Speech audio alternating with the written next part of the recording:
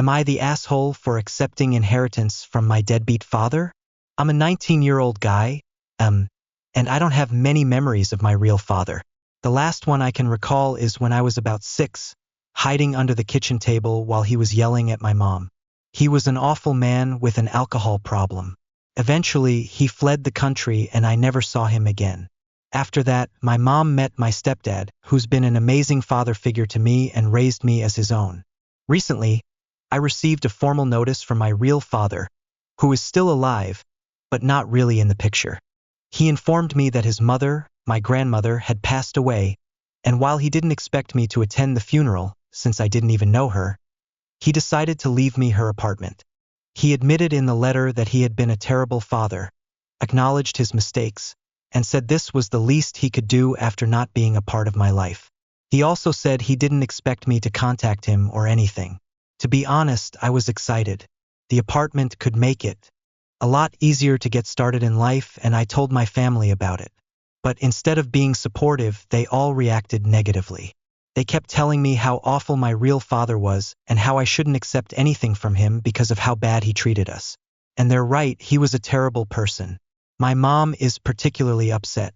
She's worried that by accepting the inheritance, I might be opening the door for him to contact me again or, worse, think that I owe him something.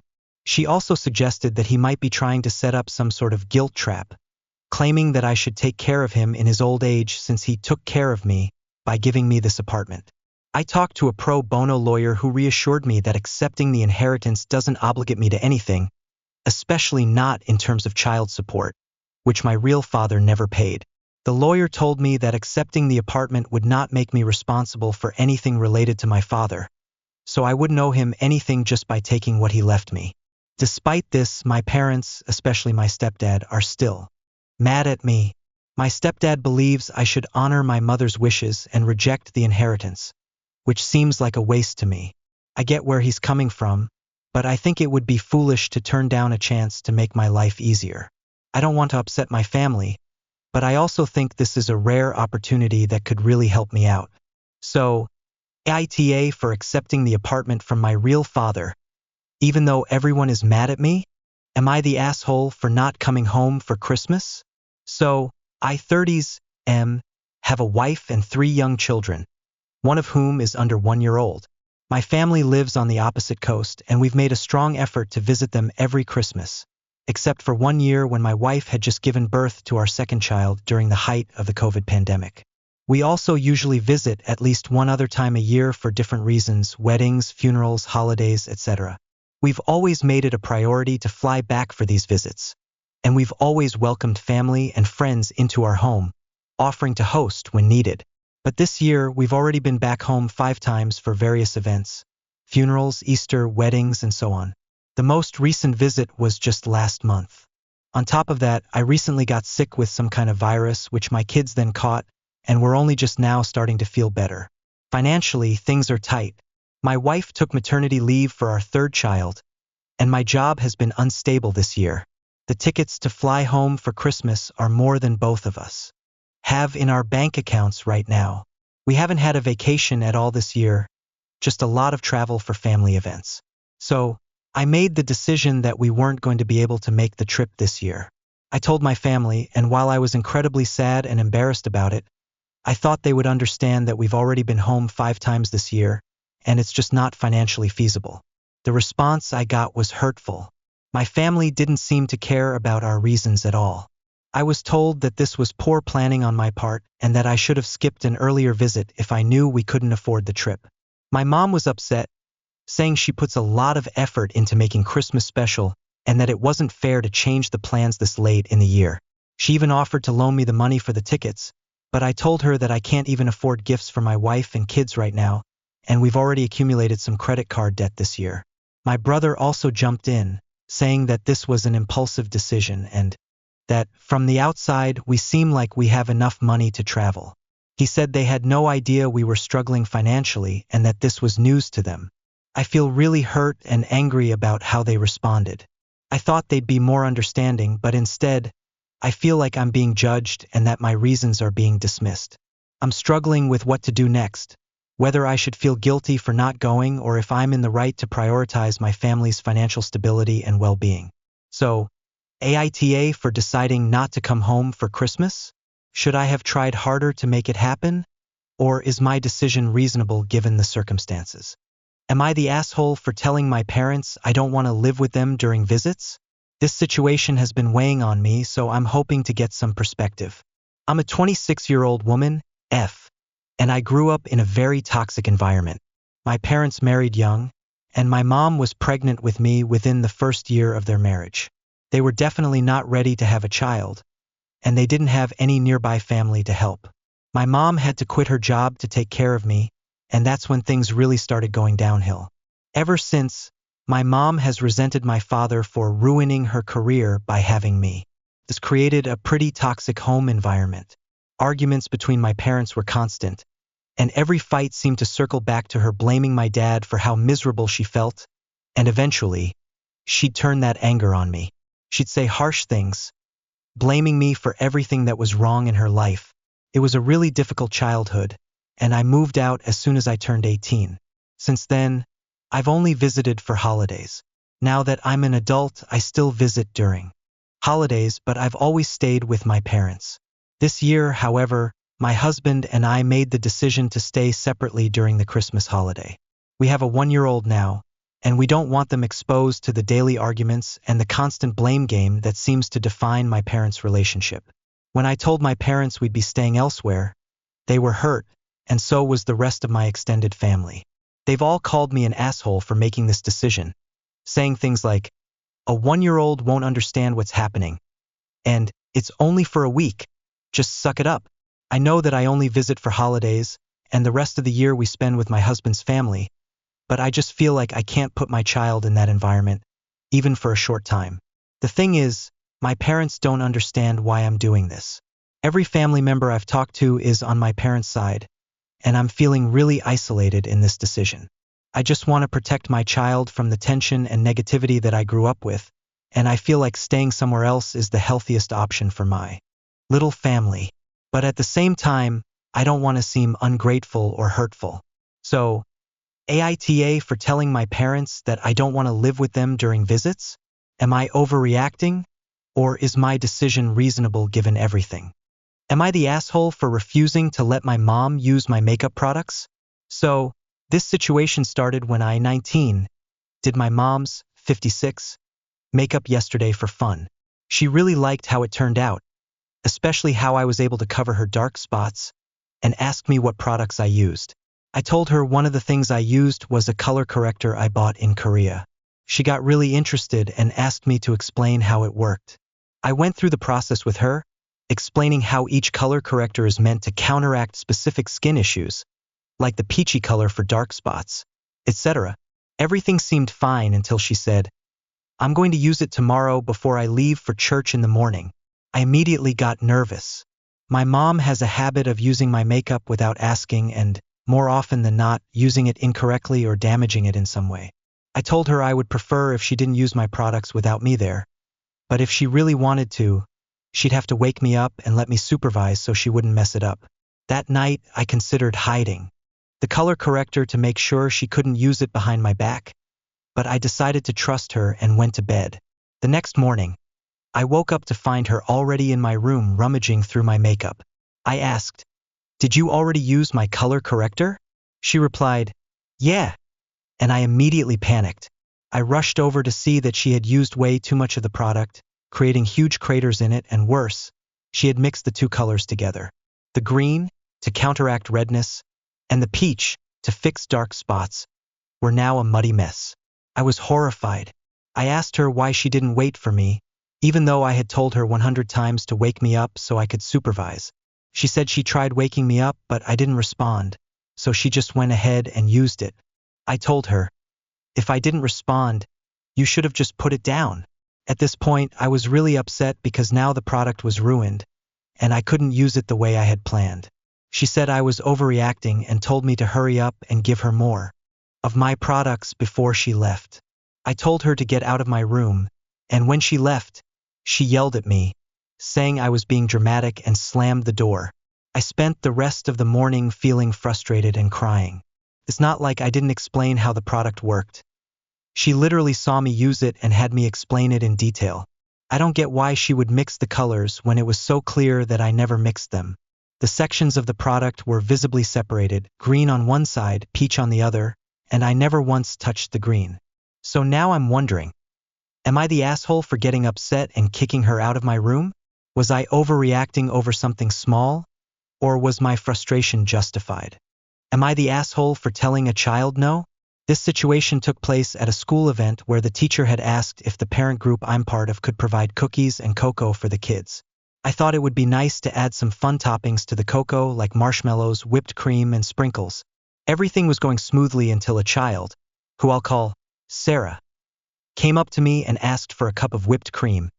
No cocoa, just whipped cream. Now, Sarah and her friends were the first in line, and while I'm pretty sure it wasn't an allergy to chocolate, she just didn't want cocoa. As she was eating a chocolate chip cookie, I figured it was simply a personal preference. However, once she made the request, her friends also wanted just a cup of whipped cream. This was starting to feel like it could get out of hand, with everyone wanting a cup of whipped cream but no actual cocoa. So, I told Sarah, "Sorry, but I only have a limited supply of whipped cream. If I let you have some, then I'd have to let everyone else have it too, and that would mean the people waiting behind you wouldn't get any cream to put in their cocoa." I tried to offer her a cup of water instead, but she stomped off, clearly upset. 5 minutes later, her mom approached and asked for whipped cream for her daughter. I explained the situation to her as well, how limited the whipped cream was and how letting one child have it would mean I had to let everyone else do the same. Mom wasn't happy and walked away visibly upset. Then, a teacher who wasn't connected to the event, just there as a parent with her own child, came up and asked for whipped cream for her kid. Naturally, the other kids behind her wanted some too. I explained again that the whipped cream was limited and that I had to say no to avoid creating chaos. But when I turned my back for a second, this teacher went ahead and helped herself to the whipped cream and gave it to her child. This set off a chain reaction where other people immediately asked for the same, which meant I had to keep saying no for the next 45 minutes, as the line was still pretty long. Add that we didn't run out of whipped cream in the end, but the last person to use it got the very last bit.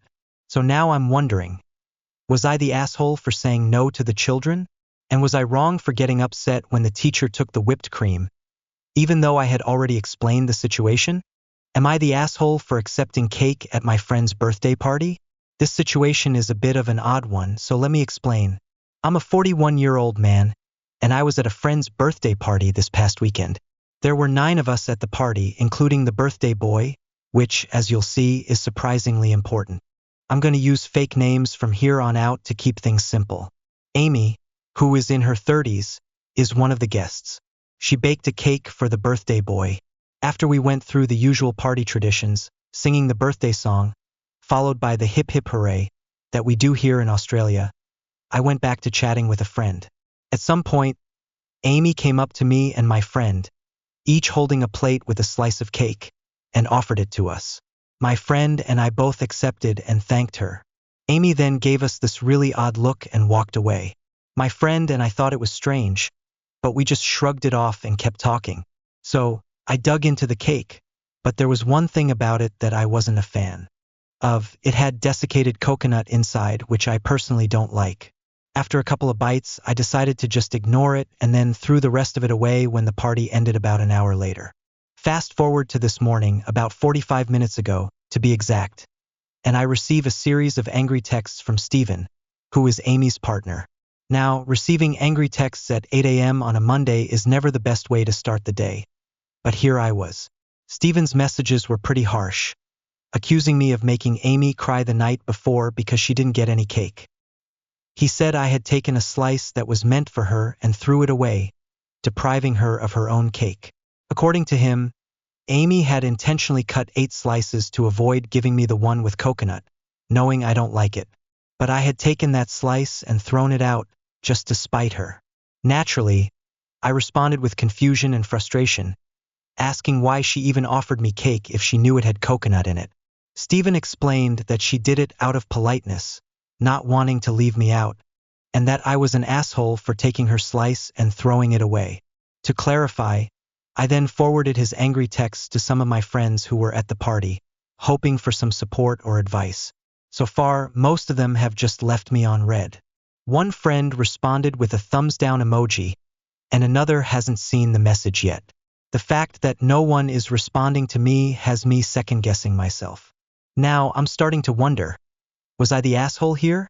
Did I do something wrong by accepting a slice of cake and throwing it away because I didn't like the taste?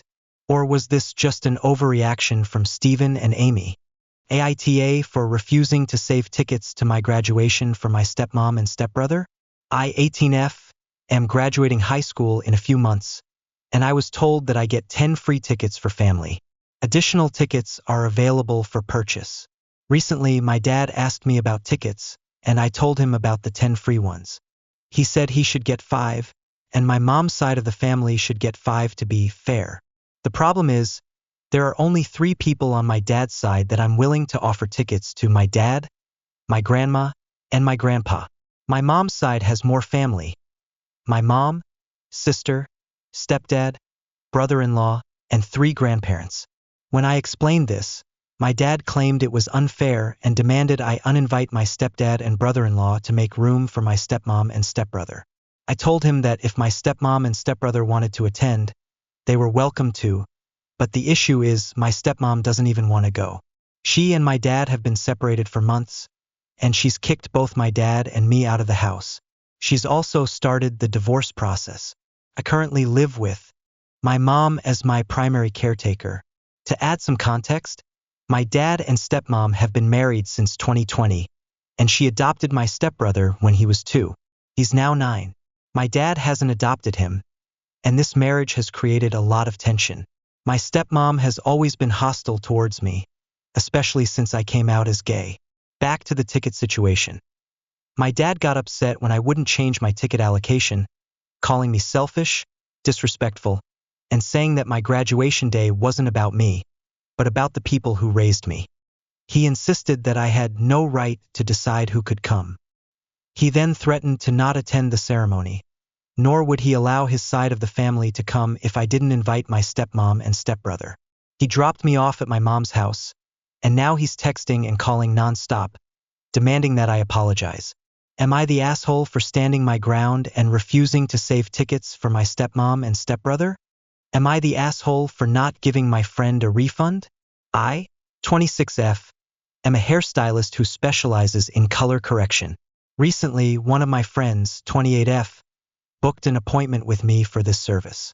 About a week before her appointment, we met for a consultation, during which she explained exactly what kind of look she wanted. I carefully listened to her request and, after evaluating her hair, I explained that her desired result would be very complex. Achieving it would require multiple sessions because color correction isn't something that can always be done in one go, especially if the hair has been previously colored or damaged. After our consultation, I sent her a follow-up text to recap everything we discussed. In this message, I clearly outlined that the desired result would take multiple appointments. She responded by sending me a TikTok video of a hair color transformation, saying, "This is what I want."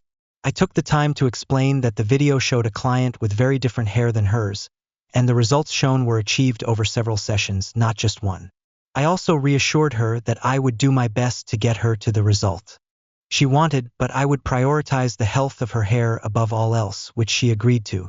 To ensure everything was clear, I sent her an email before her appointment with all the details and had her sign an agreement. In this document, it was stated explicitly that color correction would require multiple sessions and that the final result may take time to achieve. The appointment itself went well. There were no issues during the process, but when it came time to reveal the results of the first session, my friend seemed a bit disappointed. She brought up the TikTok video again, asking why her hair didn't look like the one in the video. I explained to her that the video she had sent me showed the outcome of multiple sessions stacked together, and that's why it looked so dramatic. I emphasized again that we were just beginning the process and that the health of her hair was my main concern. She paid for the session and left without any further discussion. However, that evening, I received a call from another friend who told me that my friend was upset, crying on the phone, claiming I had ruined her hair. I was a bit shocked, so I waited for her to reach out to me directly. Later that night, I got a text from her asking for a refund and demanding a free follow-up appointment to fix her hair. I calmly reminded her of the email she had signed, which clearly stated that it would take multiple sessions to achieve the desired outcome, and that I had been upfront with her every step of the way. She responded by getting upset and hanging up on me. The next morning, I got a call from my boss telling me that my friend had filed a formal complaint against me and had also tagged both me and the salon in a Facebook post, publicly criticizing me and my work. I was shocked and confused because I had done everything I could to be transparent and communicative. Now, I'm receiving messages from mutual friends pressuring me to give her a refund because she's threatening to sue me for pain and suffering, claiming the situation has caused her anxiety and affected her self-esteem. I'm feeling overwhelmed by the situation and just want to be fair, but I also feel that I did everything I could to manage expectations and communicate clearly. So, am I the asshole for not giving her a refund? Am I the asshole for getting my nephew and niece Christmas presents? I, 27F, recently had an argument with my sister, 32F, which has led to a bit of tension between us. A few weeks ago, she and her baby daddy dropped off my nephew, 2M, and niece, 8MOF, at my mom's house late on a Saturday night so they could go to the laundromat. My mom agreed to watch them, and I helped out by holding my niece while my mom took care of some things around the house. I also helped entertain the kids and ordered pizza for everyone.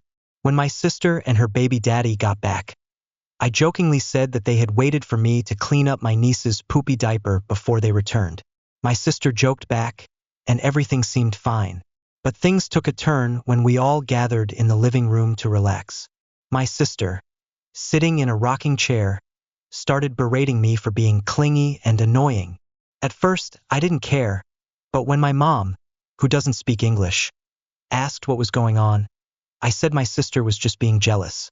My mom, trying to defuse the situation, told my sister that she could lay her head on the other side of her lap and didn't need to be jealous.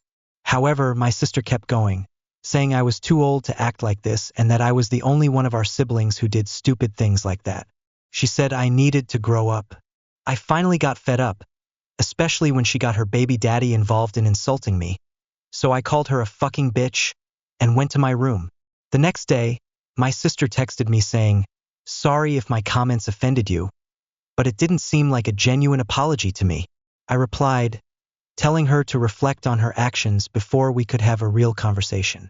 This isn't the first time she said hurtful things, and I wasn't going to let this half-hearted apology slide. My sister texted back doubling down, telling me that I look stupid for being affectionate to my mom, who's never been that affectionate to her, but has been affectionate to me. She said I needed to stop being childish and that no one wanted me around. She told me I was disrupting their peace and shouldn't be at my mom's house. I called her bitter and jealous, saying that I could be at my mom's house because she's my mom, and I don't care for her opinion. In response, my sister said she didn't want me around her kids anymore and blocked me. Now that Christmas is coming up, my mom asked my sister if it would be okay for me to get my nephew and niece presents. My sister told my mom that she wouldn't let the kids open the gifts if I bought them. My mom suggested I just not get them anything. Growing up, I had a bad experience where my dad's side of the family invited us over for Christmas, but only gave presents to my cousins, leaving me and my siblings out. I don't want to exclude my nephew and niece from that same feeling, especially since they're just kids and have nothing to do with our adult drama. However, I'm also hesitant because I don't want to give my sister any reason to ruin Christmas again, as she's done in the past when things didn't go her way.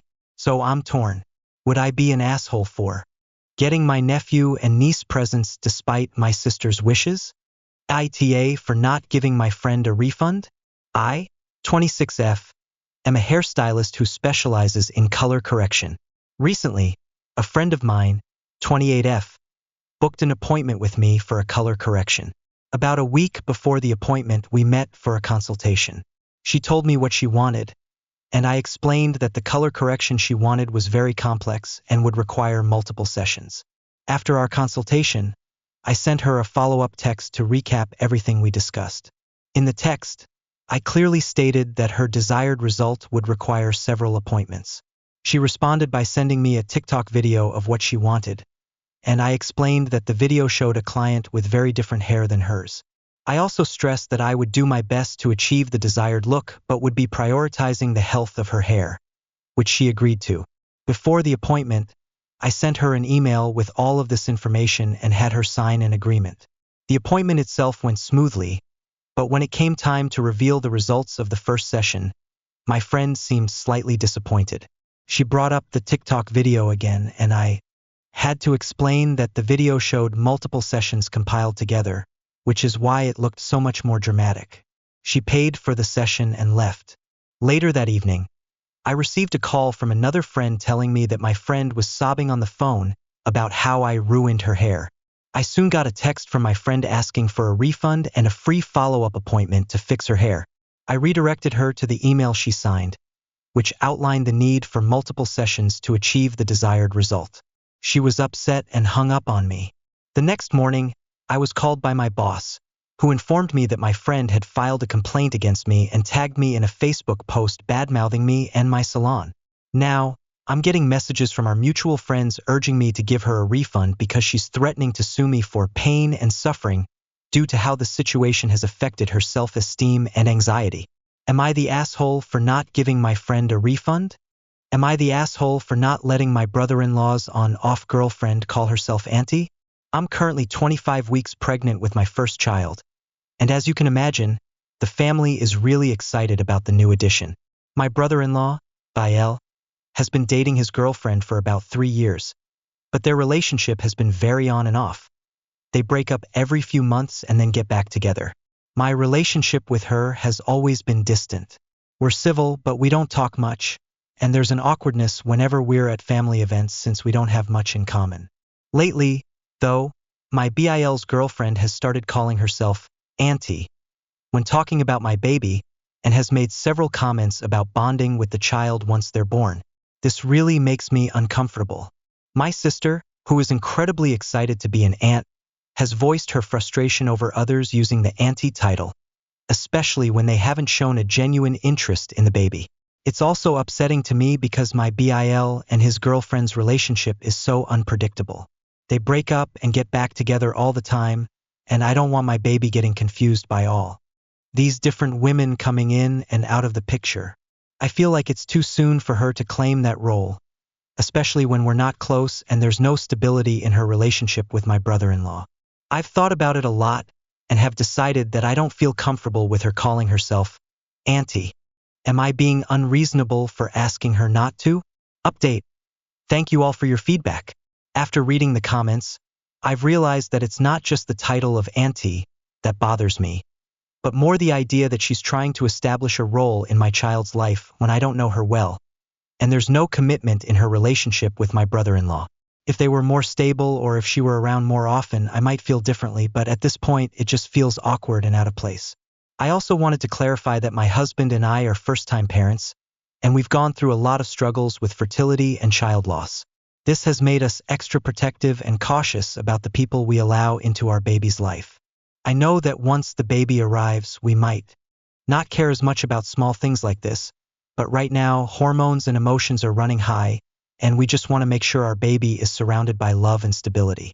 I think I may have misrepresented my sister. She has been an incredible support throughout our pregnancy, and she respects our boundaries. She is my best friend, and I can always count on her. The issue she has with my BIL's girlfriend using the title of auntie is not about her being possessive, but more about the uncertainty in the relationship. My sister is just worried that the title will be diluted if the baby starts calling other people auntie when they come and go. She wouldn't mind if the relationship were more stable. Culturally, my husband and I come from small, tight-knit families where titles like aunt, uncle, grandma, and grandpa are only used for blood relatives or through marriage. We just feel uncomfortable with the idea of the baby calling someone who's not family by those titles, especially someone who may not be in the picture long term. I know other people might have different views, and that's okay, but this is what works for us. In the end, I don't feel comfortable with someone who's practically a stranger trying to claim a role as close as auntie. If they become a more committed couple, I'm open to reconsidering it. Next time my BIL's girlfriend brings it up, I'll be sure to set clear boundaries and explain how I'm feeling. So, am I the asshole for not letting her call herself auntie? Am I the asshole for telling my best friend I don't want to watch her kid anymore? I'm a 31-year-old woman, and I've been helping to take care of my best friend's son since the day he was born. We've been best friends for over 10 years, and at this point, she feels more like a sister to me.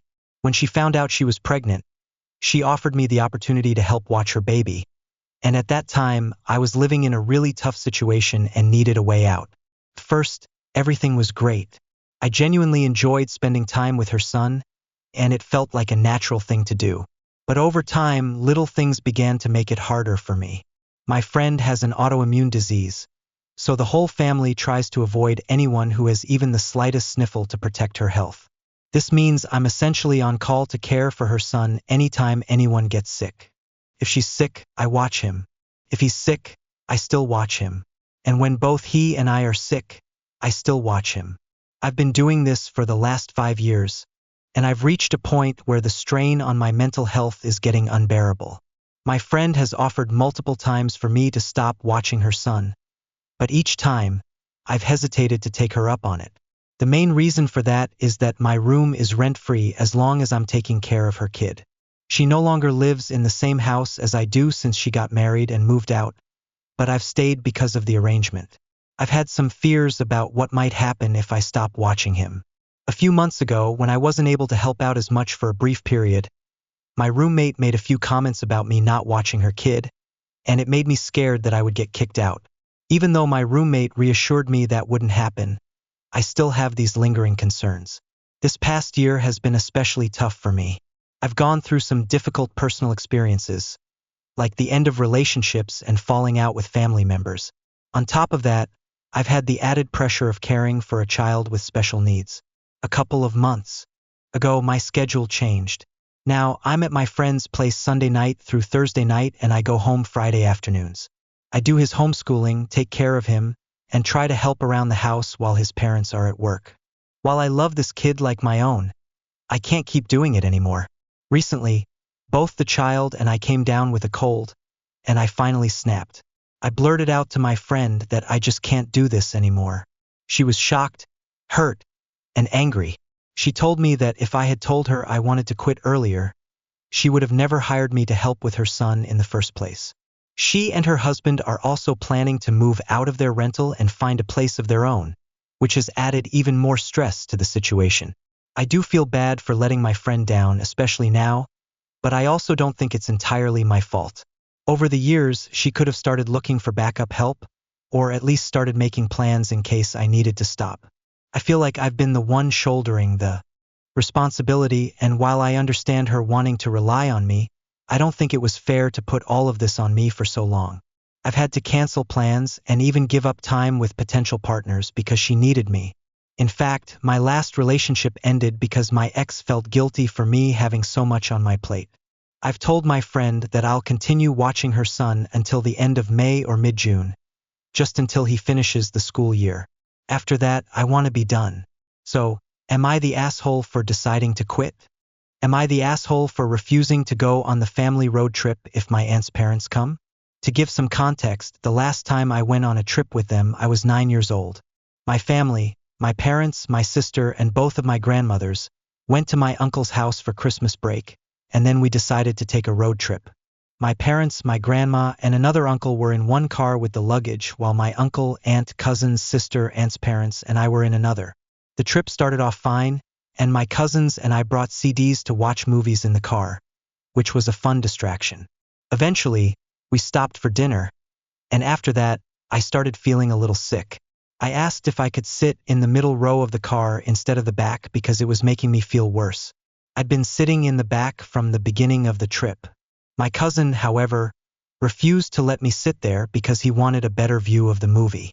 We bickered about it for a while, but eventually he agreed to move to the back so I could sit in the middle between my sister and cousin. After that, we finished the movie and, as expected, all of us kids fell asleep. I closed my eyes but was still awake, and that's when I heard something that really upset me. I overheard my aunt's parents talking, and they called me the B word. They said I was torturing their grandson, my cousin, and that I had been raised terribly. They also claimed that I couldn't adjust to anything and that I was a problem child. My aunt agreed with them and added that I had made her son cry. My uncle tried to change the subject, but they kept bad-mouthing me. It really hurt, but I didn't say anything. At the next stop, at a gas station, I overheard them talk more about me. They were criticizing my mom, calling her the B word, for bumping into my cousin while she was giving me some cotton. I had asked her for the cotton because I don't handle elevation well, and I was feeling sick. But they insisted she only cared about me and ignored my cousins. Then they went on to call my mom fat and overweight, even though she's not obese, just a little chubby. It really stung, but again, I didn't say anything. I just kept quiet and tried to hold back my tears. Later, we arrived at the Airbnb, which was a barn house my dad had booked. My uncle stepped out to check if this was the right place, and that's when my aunt started complaining. She said the place was for animals and that it wasn't appropriate for people because it was a barn. I wanted to shout at her, "Why don't you book it next time?" But I didn't say anything. I was feeling overwhelmed, so I ended up going to my bed and crying. My dad found me, and after I told him about all the rude things they had said, he had a private conversation with my uncle and aunt about it. Now, 8 years later, we're planning another family trip, and while my aunt is much nicer now, her parents are still the same. They still behave the way they did back then. Because of all of this, I've made the decision not to go on the trip if my aunt's parents are going to be there. The rest of my family is saying I'm being dramatic and that I'm ruining the Christmas vacation by refusing to go. They don't understand why I'm still upset after so many years. So, am I the asshole for refusing to go on the trip if my aunt's parents are coming? Am I the asshole for being fed up with my husband's tornado messes? I'm at my wit's end with the mess my husband creates in our home. We live in a house with 3 bathrooms, and right now, 2 of them are out of commission while the third has a broken sink. I've been asking my husband for months to put up the curtain rod again, but he hasn't done it. To make matters worse, the carport is filled with old tires, the porch is a disaster, and there are bottles of oil all over. It's like I can't get any order in this house, and it's driving me crazy. I feel like there's no point in cleaning anymore because he destroys everything I try to organize. The other day, I asked him to pass me a diaper for the baby, and when I came back to the bedroom, every single bin from the closet was pulled out and scattered all over the floor. His pants were in the baby's clothes bin, and the baby's clothes were in the diaper bin. Every time he does anything, it's like a tornado hit the place. This happens every time. He'll go to get one thing, and everything I've carefully organized ends up in chaos. I know some people may be traditional about gender roles in the house and believe that women should be the ones cleaning, but even if you believe that, shouldn't there still be some basic responsibility for a man to take care of his home? Can't all be on me, right? Is it unreasonable for me to expect that when he's making coffee, it doesn't result in pools of coffee all over the counter, sugar spilled everywhere, spoons and cups all over the kitchen, and spices scattered all over the floor? I just don't understand why it has to be like this. Even if people believe that women should clean up after their husbands, does anyone else's husband create this kind of mess every time they do something simple? And it's not just the messes. Shouldn't he be taking care of the lawn, keeping the tool sheds organized, making sure the house isn't falling apart? Am I asking for too much here? I don't think it's too much to expect a little responsibility from him when it comes to maintaining our home. Look, I get it, he works a lot and is often really tired. But I've tried to explain to him that the reason it's so important not to make huge messes is because if you're neat and careful throughout the day, it's much easier to maintain cleanliness and avoid big piles of messes. But when I talk to him about it, he just gets defensive and shuts me down. He says whatever he needs to say to make me stop talking, but nothing ever changes. It's been 13 years, and I feel like I'm losing my mind. I love him, but I'm starting to feel like we're never going to have a home because we'll never be able to afford to fix everything. I just feel like if I made this place look really nice, he wouldn't notice, and then he'd just trash it again. It's exhausting. I've tried talking to him calmly, showing him the messes, asking him kindly, and even begging him to help. Lately, though, I've been getting really upset and even threatening to leave him because I'm so frustrated. but I just don't know what else to do anymore. So, AITA for feeling this way and being fed up with the constant chaos he creates. I know there are two sides to every story, so feel free to ask me about his side if you need to, but I'm really struggling right now. Am I the asshole for arguing with a friend and now another friend is accusing me of talking behind his back? Not the asshole. A few days ago, I, female 23, had a heated argument with my friend, male 25, and now another friend, female 23, is accusing me of talking badly about him behind his back. Let me explain the situation in detail. The argument with my friend started because he's been making comments and acting in ways that have made me uncomfortable. For example, he tends to make flirtatious jokes, and when I don't laugh or respond the way he expects, he tells me I'm the one making things awkward. He can also be really touchy at times, which I've made it clear I don't like. The final straw was when he drunkenly texted me a week ago. We were both out with our separate groups of friends, and I was upset because I had set clear boundaries with him before, letting him know that I only see him as a friend. I was already on edge, thinking he might confess something while drunk, but all he sent me was a typo-ridden message with my name and then texted, "Oops." I don't remember what that was for the next day. I was pretty upset, and when I showed him that, he just ignored it and avoided the conversation. After that, I couldn't help but be passive-aggressive toward him, even though I didn't mean to be. When he noticed, it led to a huge fight where I explained that my feelings were hurt by his behavior, especially the drunk text, and how I felt like he didn't respect my boundaries. He called me toxic and accused me of overreacting. The next evening, he apologized and we're fine now, but the dynamic has shifted, and I can't go back to hanging out with him the same way as before. Here's where it gets more complicated. I've been part of a close friendship trio with him and another girl, female, 23, for the past 3 months. During the whole situation with my friend, I talked to the girl because I trust her and see her as a friend. I explained how I felt hurt by my friend's behavior and asked if she thought I was overreacting. She told me that she didn't want to give an opinion because she felt uncomfortable, so I respected that and didn't push further. The following day, I asked her for advice again because I wanted to make peace with him, but I didn't want to be the one to initiate it since he had said some hurtful things on the phone. She didn't reply to my message. Now I feel guilty for being pushy, but I didn't know who else to turn to, and I thought she could at least offer some advice. Today, I texted her that my friend and I had made up, but she replied with something along the lines of, "Well, yes, but after the things you said about him, it's awkward now." I was really taken aback. I've never said anything bad about him to her, other than explaining how his actions made me uncomfortable. I never trashed him or talked behind his back. Then she told me she was disappointed that I talked about him after a minor conflict, and even mentioned that I had spoken to other people who know him about it. To clarify, I haven't discussed the situation in any great detail with anyone, except for a mutual friend we have, and even then all I mentioned was that we had a misunderstanding, and I felt guilty for being cold to him. I just don't understand why she's trying to make me out to be the bad guy for talking to her about the situation. I made it clear I wasn't trying to change her mind about him, but only wanted her perspective on what happened.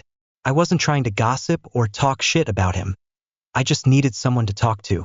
I feel bad for not just letting it go, but I didn't have anyone else who could understand the situation. To make matters more complicated, these are people I see every day at work, and I'm not sure how to handle it. I even told my friend that I had asked her for her opinion, and he said he understood. I feel really stupid for involving her in the first place, and now I feel like everything has turned into a mess. So, am I the asshole for asking my friend for advice and talking about my friend's behavior with others? Am I the asshole for telling my boyfriend off about his best friend? Not the asshole, but your approach could have been more constructive. I understand your frustration with Tyler's friend Sarah and how her behavior impacts you, especially with your autism and OCD, which make your living space and social interactions important to your well-being. It's completely valid to feel upset when your plans are interrupted, and to ask for boundaries around your shared space. However, yelling at Tyler and making him cry, especially in front of Sarah, may have been a bit too harsh. It sounds like you were trying to voice your feelings, but your frustration came out in a way that may have been overwhelming for him. His friendship with Sarah seems to be a complicated issue, especially with her views, and it's understandable why you'd want him to take your concerns seriously. It might help to have a calm, open conversation with Tyler about the situation and your feelings, rather than letting it escalate into conflict.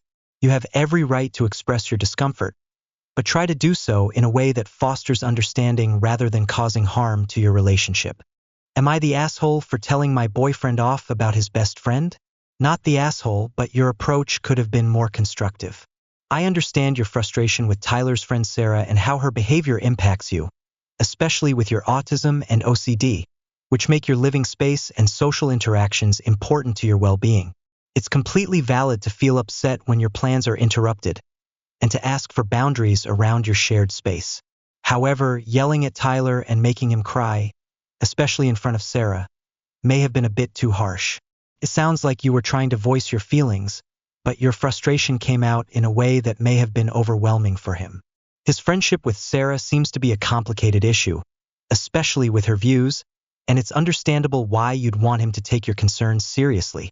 It might help to have a calm, open conversation with Tyler about the situation and your feelings, rather than letting it escalate into conflict.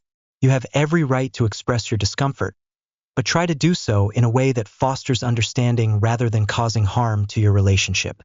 Would I be the asshole if I didn't attend my family's Christmas gathering on Christmas Eve?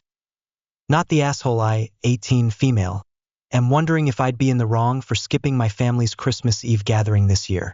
Typically, we always have it at my grandmother's house, but this time we're supposed to have it at my aunt's house instead. Here's some backstory. I don't really get along with my aunt. When I was younger, she used to take advantage of me and my siblings. Whenever we visited her house, she'd make us clean for her as if we were her personal maids. As I grew older, I started to distance myself from her, and eventually, she stopped inviting me to her place. There's so much more to this story, especially regarding the toxic things my aunt has done to me and my mom, but I'll spare you all the details for now. Anyway, my aunt is married to a woman. Let's call her Mary. Mary is one of those people who makes everything about herself. She refused to have Thanksgiving with my mom, younger sister, brother, stepdad, and me this year, which was really hurtful. I also have an older sister who lives with my aunt and Mary. Let's call her Alice.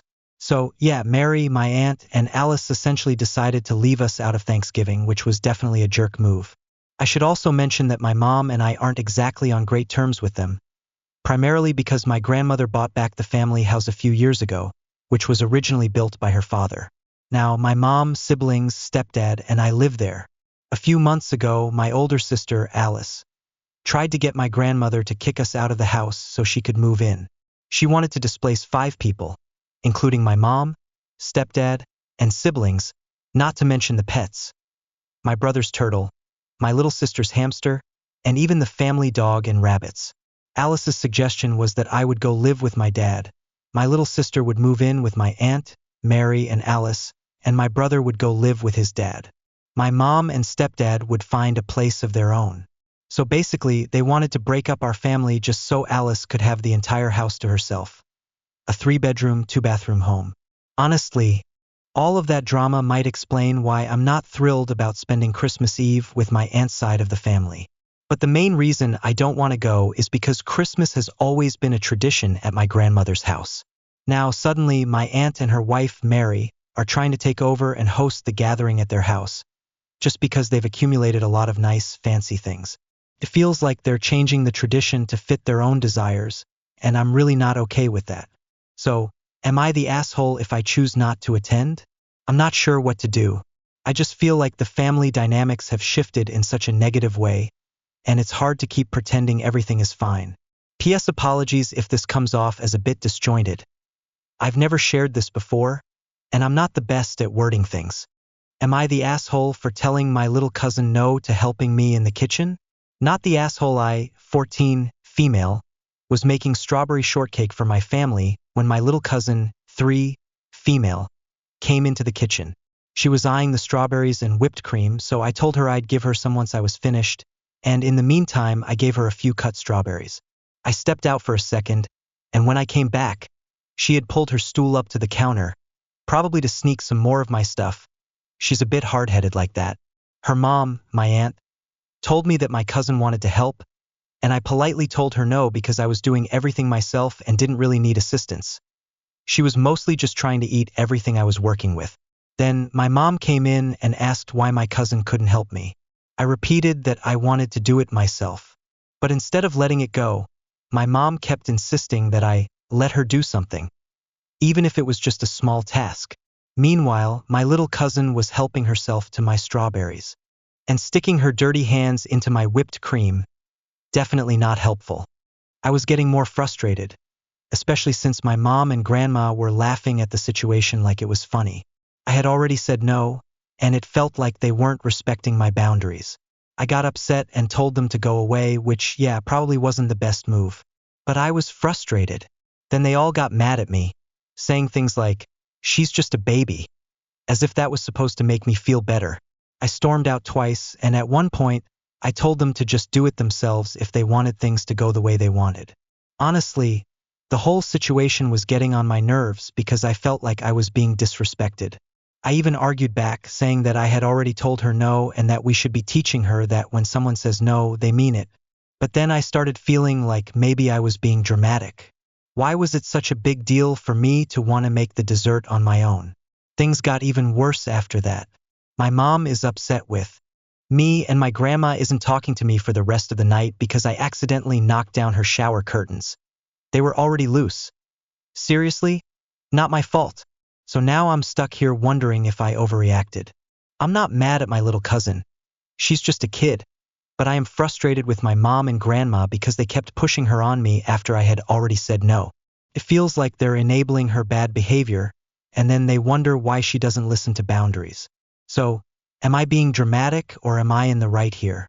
I just need someone to tell me if I'm crazy or if this makes sense. I'm literally typing this with frustrated tears in my eyes because I thought it'd be funny to ask for some perspective. Am I the asshole for referring to my brother's boyfriend using strong language in front of my brother because of his petty, emotionally abusive behavior towards me? I, 30, female, live with my younger brother, 28, male, who I'm very close to, and his boyfriend of almost 4 years. Due to circumstances beyond my control, neither of them has had steady employment for over 2 years, and I've been covering their portion of the rent during this time. While I've tried to be understanding, this situation has become increasingly difficult, and it's made even worse by the fact that my brother's boyfriend doesn't like me at all. I am by no means perfect, and I acknowledge that I've made mistakes. There were a few occasions after we started living together when I misjudged boundaries and accidentally offended him, though I was only made aware of one issue at the time, and I immediately apologized. I've lived with roommates for most of my adult life and am generally a respectful, easygoing person. If someone brings up an issue or a problem with me, I always try my best to address it and make things right. However, my brother's boyfriend has a passive-aggressive streak and harbors a lot of resentment toward me for things I didn't even realize were a problem until much later. I only found out about these issues through my brother, who told me what his boyfriend had been saying behind my back. I genuinely wanted to fix things, so I tried to address the tension by talking directly to him a few months ago. Unfortunately, the conversation didn't go well.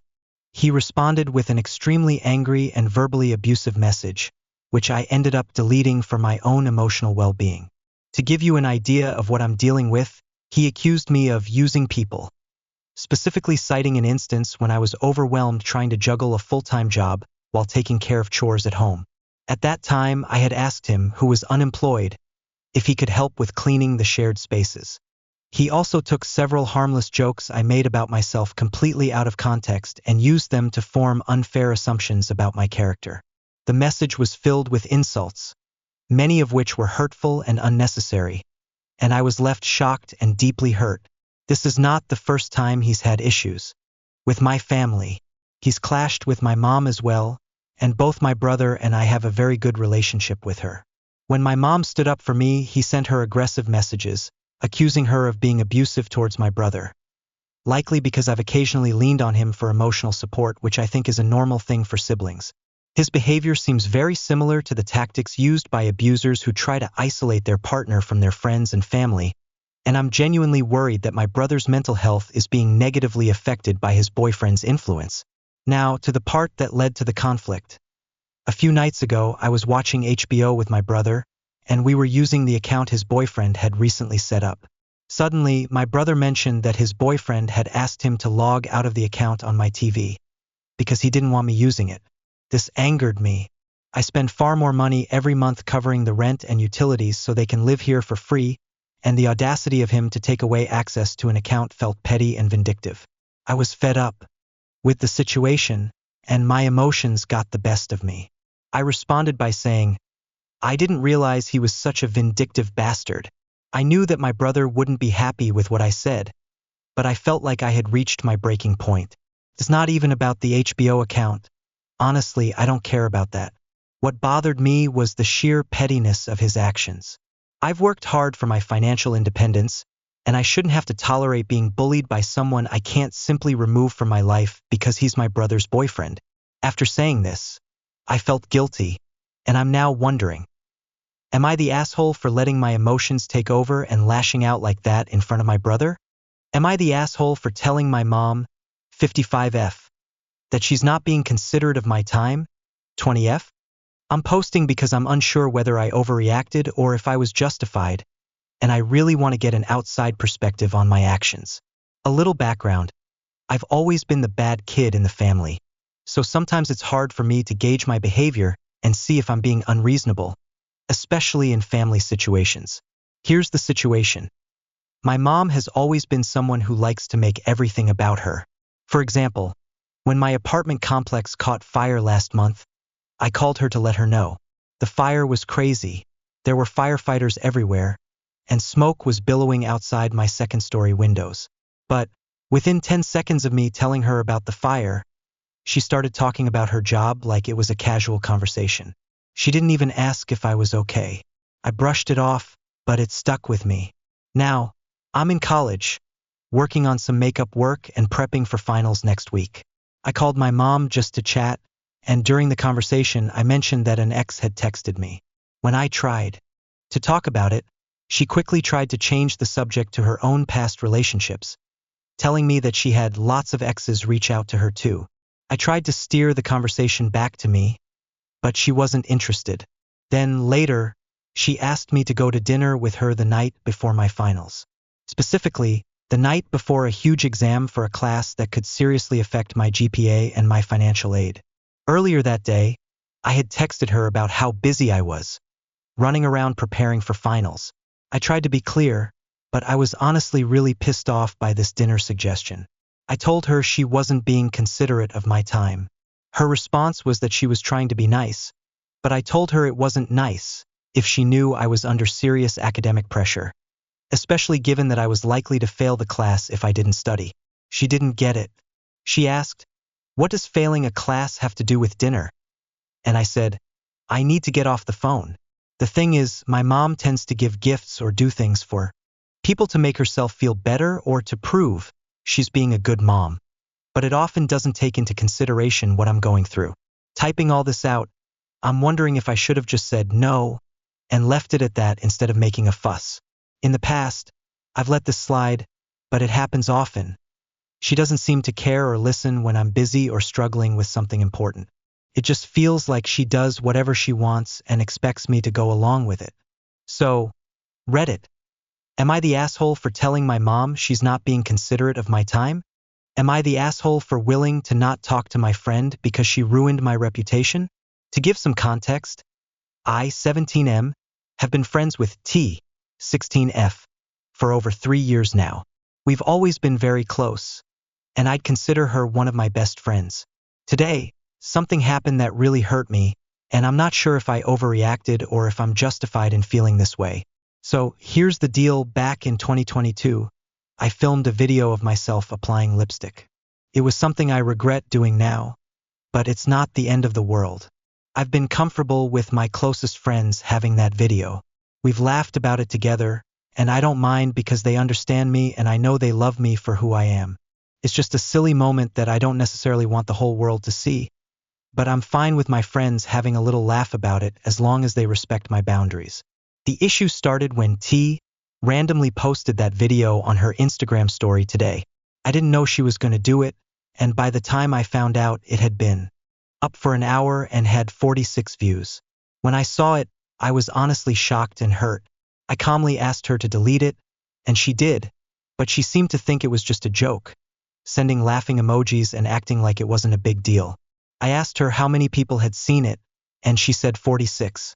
That's when I told her I was upset and asked her to delete me from her life, unfollow me and block me.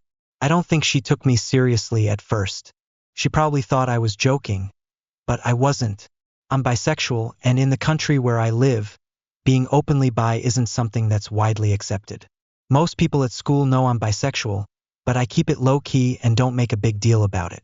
I know that a lot of the people who saw that video will probably be from school, and I'm worried that it will give people more reasons to make fun of me or call me names like gay or fag. I can brush it off, but it still hurts to be mocked like that. It's one thing for my friends, including T, to joke around with me in private.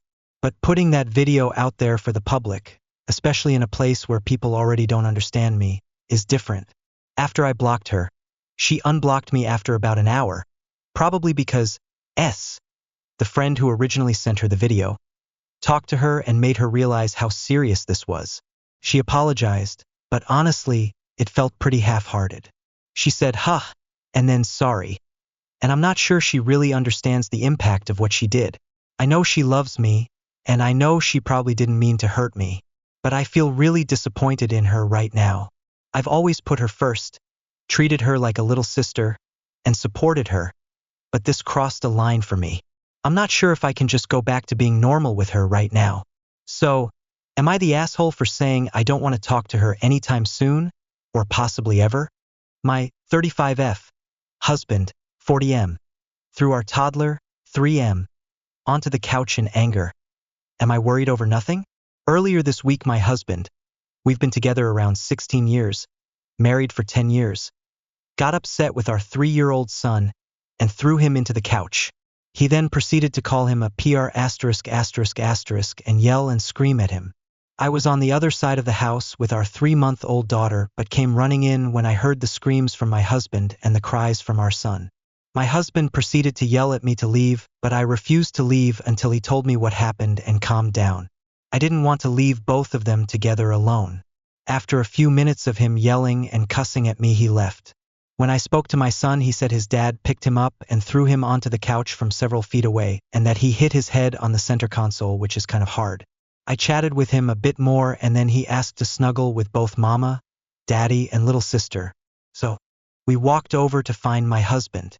He thought it was just me at first, so when the door opened, he screamed, "Get the F*** out," but calmed down once he saw that our son was who opened the door to the room. After asking several times what happened, he finally told me that our son wasn't listening, was difficult during a poopy diaper change, and was running around instead of getting ready for bedtime, so he got mad. We talked a bit more. He was still very angry at me, but calmer with our son, so I told him that we can talk more after our son was asleep. My husband didn't want to talk, but finally agreed after he put our son to sleep. I asked him a few times if anything else happened, and he told me no. My son sometimes embellishes, but he was so emotional about being thrown, so I believed him and decided to share what he said.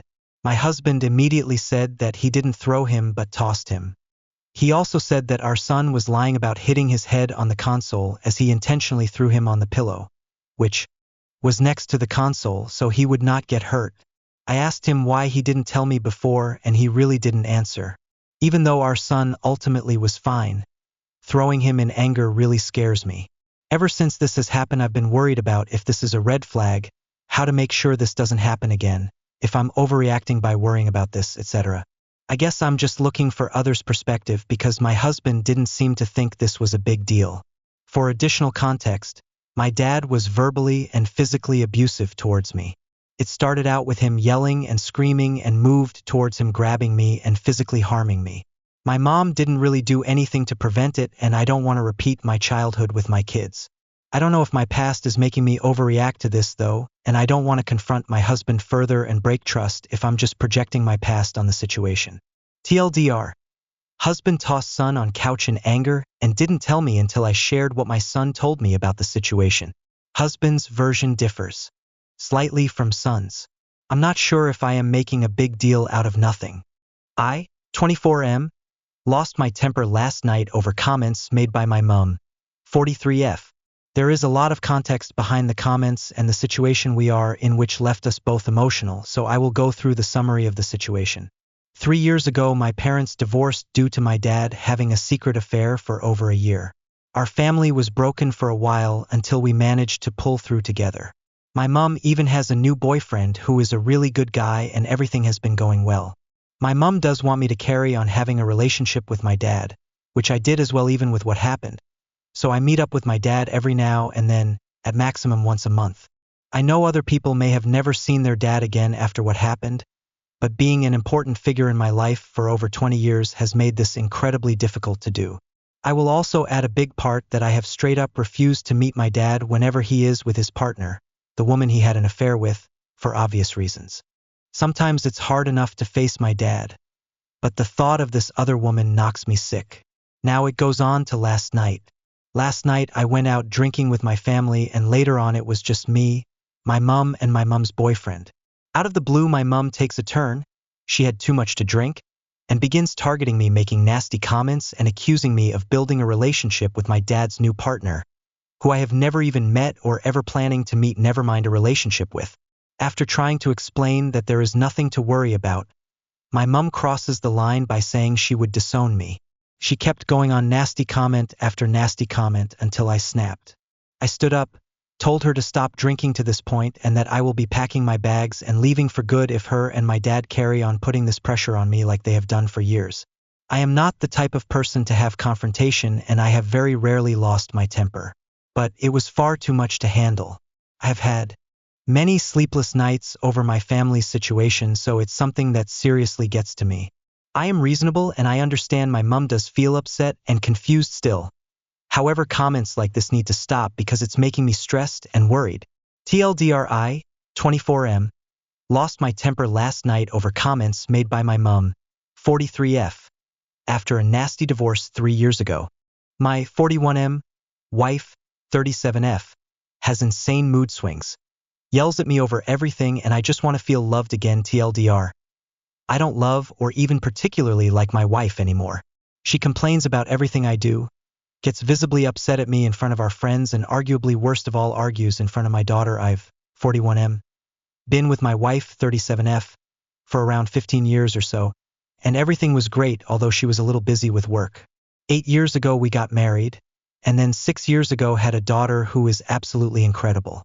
However, after that I feel like my wife has completely changed, or at least shown me who she really was all along. I don't know. I thought it might be temporary due to post-birth hormones, but no, it just keeps going on and on. Rather than explain all of it, here are 4 out of many events that happened that seem on the unfair side to me. 1. We were over at a family friend's house and we ordered/went to pick up food with a guy friend of mine. We got there, immediately paid/got the food, and headed back. When I got back, I dropped off the food and I said I had to go to the bathroom real quick. My wife started yelling at me in front of everyone, asking me why I didn't go to the bathroom at the restaurant when we went to pick up the food. I said we didn't have time and also why does it even matter? She told me I intentionally waited until I got back to go to the bathroom because that way I could avoid helping set up the table. This conversation continued after we got home and the next morning. 2. I visited my dad in another country who is going through early onset dementia and had a stroke at 70 years old. While I was there, I had a severe stomach ache, diverticulitis related, to the point where I was hospitalized for 3 days. I got calls from friends and family wishing me the best. I also got a call from my wife, who yelled at me for never finishing all of the leftovers. I sat there in my hospital bed, IVs sticking out of me, listening to her complain for 30 minutes about how weeks ago I didn't eat all of the leftovers. I understand she was probably stressed because she had to take care of our daughter by herself for like 10 days. But Jesus. 3. Outside of the aforementioned trip to take care of my dad, she rarely takes our daughter out by herself, even though I take her places by myself all the time, at least half a day every week to give my week some time to herself. However, when my wife takes our daughter somewhere, they always end up having a huge fight which culminates in my wife getting upset at me. On the rare occasion my wife does take her somewhere, they'll go out, I'll clean up the house, do laundry, dishes, whatever, And when she gets back, the first thing she does is start yelling at me because I didn't turn off the hallway light as our daughter runs to her room crying over God knows what, which I end up defusing. Keep in mind our daughter hasn't cried when it was just me and her since she was like 2 years old. 4. One time I spent all Saturday organizing our house for people who were coming over the next day. My wife didn't do too much of anything through the day other than go to park with me and my daughter and play on her phone. When nighttime came around, my wife started to cook for tomorrow while I played some games. She got upset at me to the point where she held up a knife and threatened me. I had no idea what she was going to do, so I recorded it. She ran over to me without the knife now, not to say, "I'm not going to do anything," or "I'm sorry, I didn't mean to physically threaten you," but to yell at me to delete the video. I still have this video and sent it to a friend I trust. I know if you're reading this you think she was upset that I wasn't cooking with her, and she probably was, but she spent the whole day telling me that she was going to cook X and Y and Z, and that since I was the one cleaning up the place I could relax if I wanted. Also keep in mind if I stepped foot in the kitchen and tried to help, she would just tell me I was slowing her down. Also keep in mind I used to cook all the time, and still do for my daughter when it's just us. I just have no idea. We live in a country where family counseling isn't really a thing, but honestly I don't even care at this point. I've said multiple times I want to get a divorce assuming we get 50-50 split of our daughter, and she refused, saying she couldn't afford the house by herself. I said I'd pay for the house and she still refused. We get into arguments in front of my daughter, and even though I say, "Hey, can we take a break here and just think things over for a bit?" she refuses and wants to talk about whatever problem she has now. The saddest part is now when we fight my daughter drops whatever she's doing to bring her mom a blanket and a glass of milk, telling her it'll be okay and not to be angry anymore. I have my own problems for sure. I only cook when it's just me and my daughter about half the week, because my wife criticizes everything I make / how I cook, so eventually I just gave up. I asked her, "I'd like to cook for us again, but can you promise to not criticize anything I make and just let me do my own thing?" She said no, she can't promise that. So I don't cook for the family. I also have a minor tic brought my anxiety that makes it so I sometimes clear my throat a lot. That bothered the hell out of her, but recent medicine I've been taking helps a ton. Me not making the noise didn't change anything. I also barely clean anything compared to her. I vacuum and do 100% of the laundry, but for example I don't wash the curtains and my wife cleans the bathroom more than I do. But at the same time she never organizes anything, ever. To emphasize how bad this is, before we got married, when she lived by herself her mom had to come over twice a month to clean her house. So I have to organize my stuff, my wife's stuff, and my daughter's stuff. This includes clothes, my wife's jewelry, the cabinets, the kitchen, everything. It's just so messed up. I go out on some weekends with my friend and we go drinking and sometimes meet women, but I mean, I'd never go out on a date or cheat or anything like that. It just feels good to get positive attention from someone. If I could get divorced and have 100% control of my daughter, I would do that in a heartbeat, but my daughter still loves her mom, obviously, so that wouldn't work. 50-50 I feel like would come with its own set of problems. I just want to get out of this relationship and feel loved again by someone outside of my daughter. My wife 28F doesn't like having sex with me 27M anymore, so this has been a build-up post. I've started to get this idea in my head that my wife doesn't find me sexually appealing anymore. We've been married about 6 months and had sex maybe about 10 to 14 times, with about 1, maybe 2 of those being during the honeymoon. I've brought this up a few times in hopes that things would change or I'd at least know what I'm doing wrong. But I always get different answers. She's tired. She's not interested. I did something stupid and it annoyed her. She didn't feel like I was interested in her that day. She is touched out. She's stressed about something. I didn't do something right, etc. For instance, today she woke up before me and turned off the alarms and then woke me up at 8 a.m. We usually get up at 7 on Sundays. And then I scrambled to get ready for church. Then we got done and came home and I decided to paint the door because she had a friend over and I had been meaning to do that for a while. I also had a friend over because I was helping him fix something that was broken on his car. Then I finished painting the door and started a fire in the fireplace. She likes fires. My parents came over for a bit and talked and hung out. Then me and her laid on the floor and colored together. She enjoys quality time in coloring. Then we went to bed and I figured since she was being cute and poking my sides maybe I would try initiating. I simply started to kiss her on the neck and she stopped laughing and said no. She said, if you want to try your luck tomorrow you can try. But you did nothing for me today and I feel like I'm just meat. She said she didn't feel pursued at all. That I didn't think about her. That she had to get everything ready this morning and I wasn't helping. She woke me up at 8 and we had to leave at 9. She said I didn't spend any time with her or do anything for her. She wanted the door painted. We just haven't had time. I also spent multiple moments throughout making sure I spent time with her. I also did color with her. Even poured her our favorite drinks and brought her favorite snack. She lists of this list of everything I didn't do and then says do a better job tomorrow and we'll see. I work on average 10 to 12 hours a day so she can stay home. I'm starting to feel crazy. I've brought up the fact that I don't feel interesting or that she doesn't find me attractive. But it's always some excuse. But she also makes fun of me for it. Saying, oh, has someone not had any this week? You get grumpy when you've been without it. Or she lead me on saying, wanna do something really fun? Wink wink. It's hot and sexy in the bedroom. And then she wants me to help strip the bed. She has trouble sleeping and getting to sleep and has complained about this. And recently I learned she's sleeping bad because she's thinking about me and what we could do. I'm in bed next to her and want to, but she's having a hard time sleeping because she wants sex. I'm having doubts I feel crazy and that maybe I need to just expect less, especially if I've tried to communicate and nothing has helped or changed. I'm just venting really, but I feel lost here. Like what's the point? I'm super sexually frustrated a lot. But then she gets upset if I'm horny. Sorry, it's not my fault that you came and touched me sexually and then got upset when I wanted sex. Well, that's the end of my rant TLDR. I don't know why she isn't interested anymore. Should I, F20, break up with my BF, M19? Even though he claims he's not gay? This is gonna be a lot, so buckle in y'all. My boyfriend, M19, and I, F20, have been TG for 2 years. The relationship was pretty good the first year. So good that I introduced him to my family, I don't do that, and have met all of his folks and we currently live TG, I'll get to that. I fell quickly in love with him, charm and positive attitude about life. He had ambition and many goals he wanted to complete and it made me infatuated with him. After the first year he opened up to me about being touched as a child. I was happy he was comfortable with me and able to share that and I felt heartbroken by the thought of that. I had questions on if this news was why we weren't having much sex and he stated no and that he loves sleeping with me, so I took it at face value and moved on.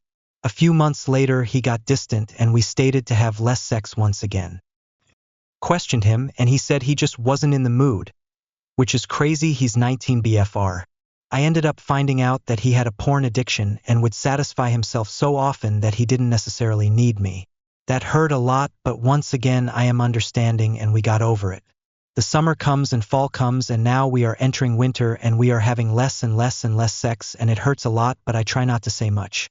When we do the deed he tends to ask to put it in the back door and I always say no because it hurts and am not into it.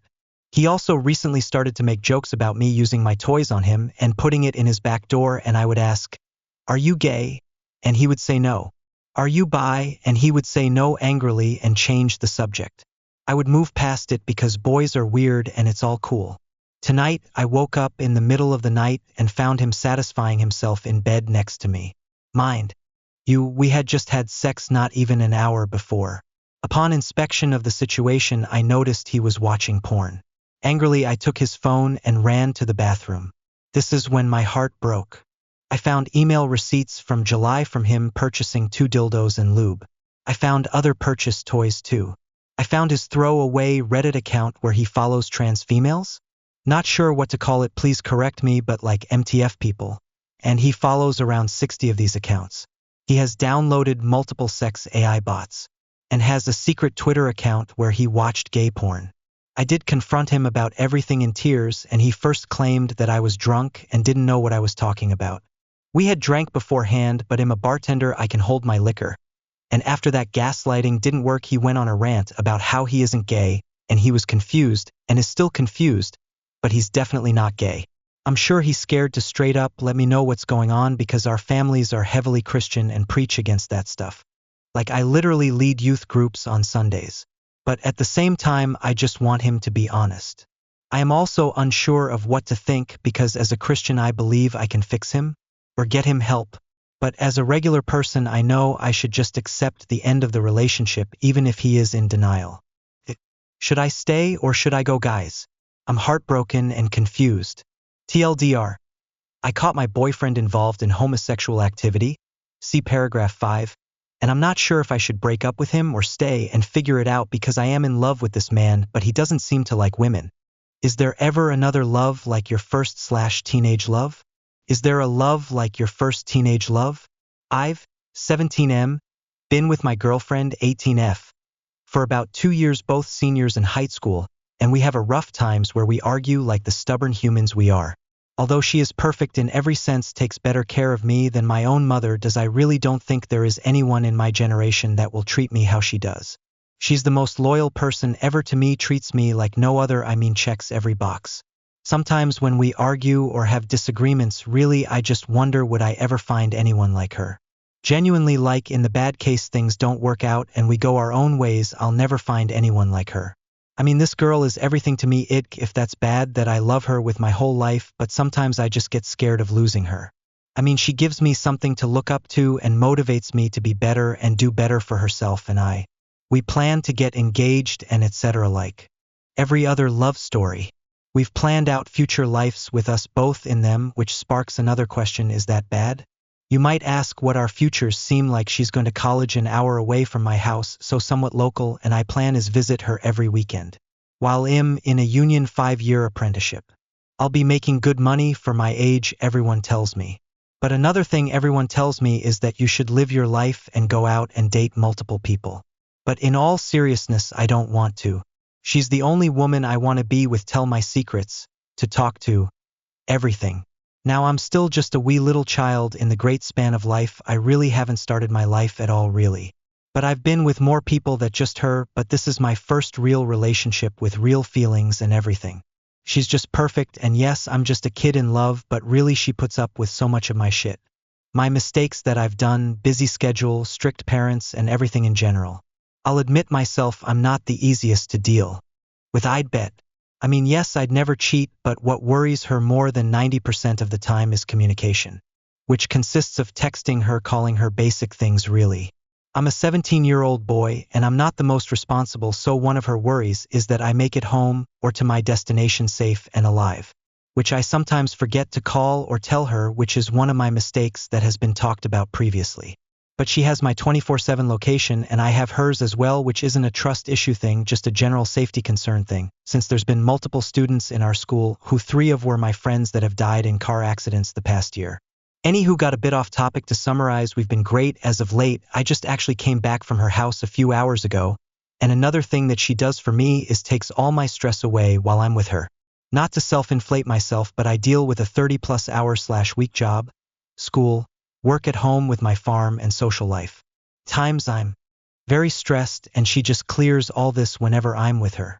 Am I the asshole for expecting my brother to return double the things he stole? I, 25F, live at home with my younger brother, 19M, due to some medical issues that prevent me from living on my own. I don't want to get into all the specifics of my situation, but it's worth mentioning that I have a lower income than my brother.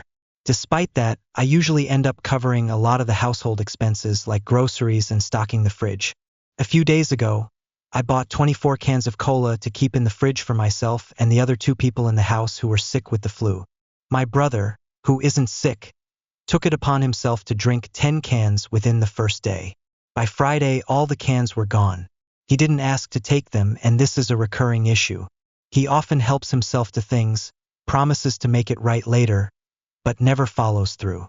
This time, after he took the cola without permission, I decided to address the situation. For days went by and he hadn't replaced the cans or acknowledged it, so I bought more cola and made it clear that if he took any more, he would owe me a whole 24-pack in return. When I told him this, he blew up. He texted me angrily until 4 a.m., calling me unfair, greedy, and accusing me of being an asshole for expecting him to pay me back. I feel like I'm in the right, but he insists that I'm wrong for asking him to replace what he took. Am I the asshole here? Am I the asshole for not inviting a girl to a museum with me and my friends?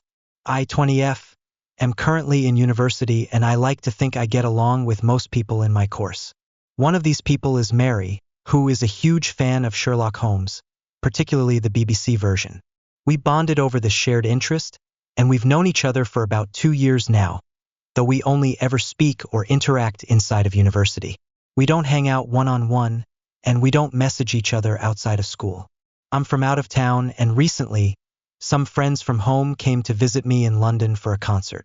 We all decided to visit the Sherlock Holmes Museum at 221B, because they, too, are big Sherlock fans. We had a great time, took lots of photos, and I posted some of them on Instagram. I noticed that Mary liked my post, but I didn't think much of it at the time. I thought we'd talk about it the next time I saw her in class. However, when I saw Mary next in the studio, she was noticeably distant and even other people noticed something was off. Eventually, someone got it out of her that she was upset because I went to the museum without inviting her.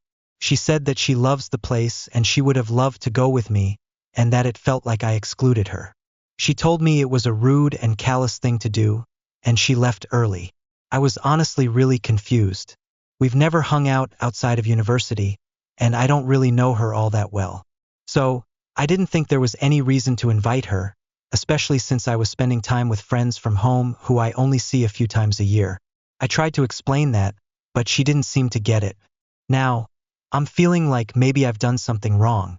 Is it unreasonable for her to expect me to invite her just because we both like Sherlock? Or is she being overdramatic? Am I the asshole for accepting inheritance from my deadbeat father? I'm a 19-year-old guy, and I don't have many memories of my real father. The last one I can recall is when I was about 6, hiding under the kitchen table while he was yelling at my mom. He was an awful man with an alcohol problem.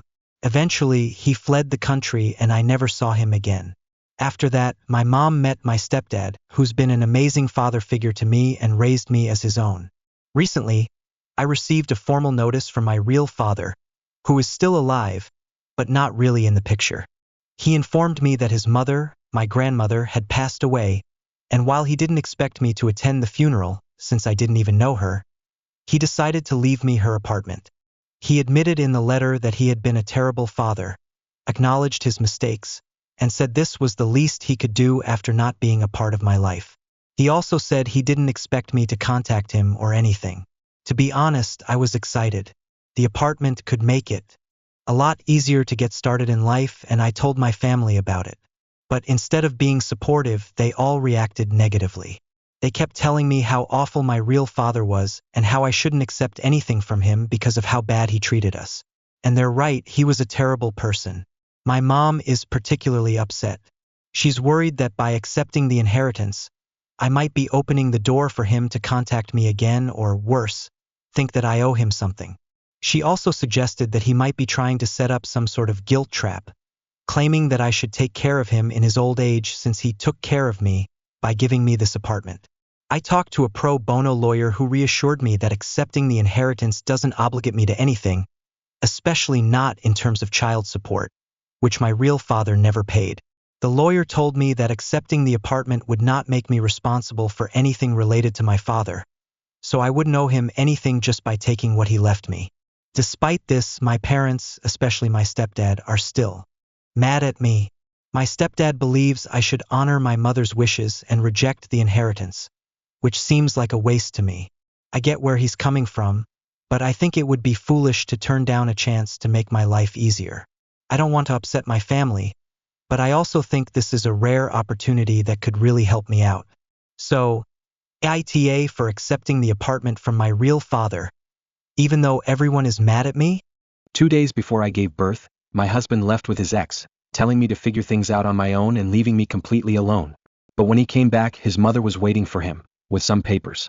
Hello Reddit, I'm in a very complicated situation right now and would really appreciate any advice or support.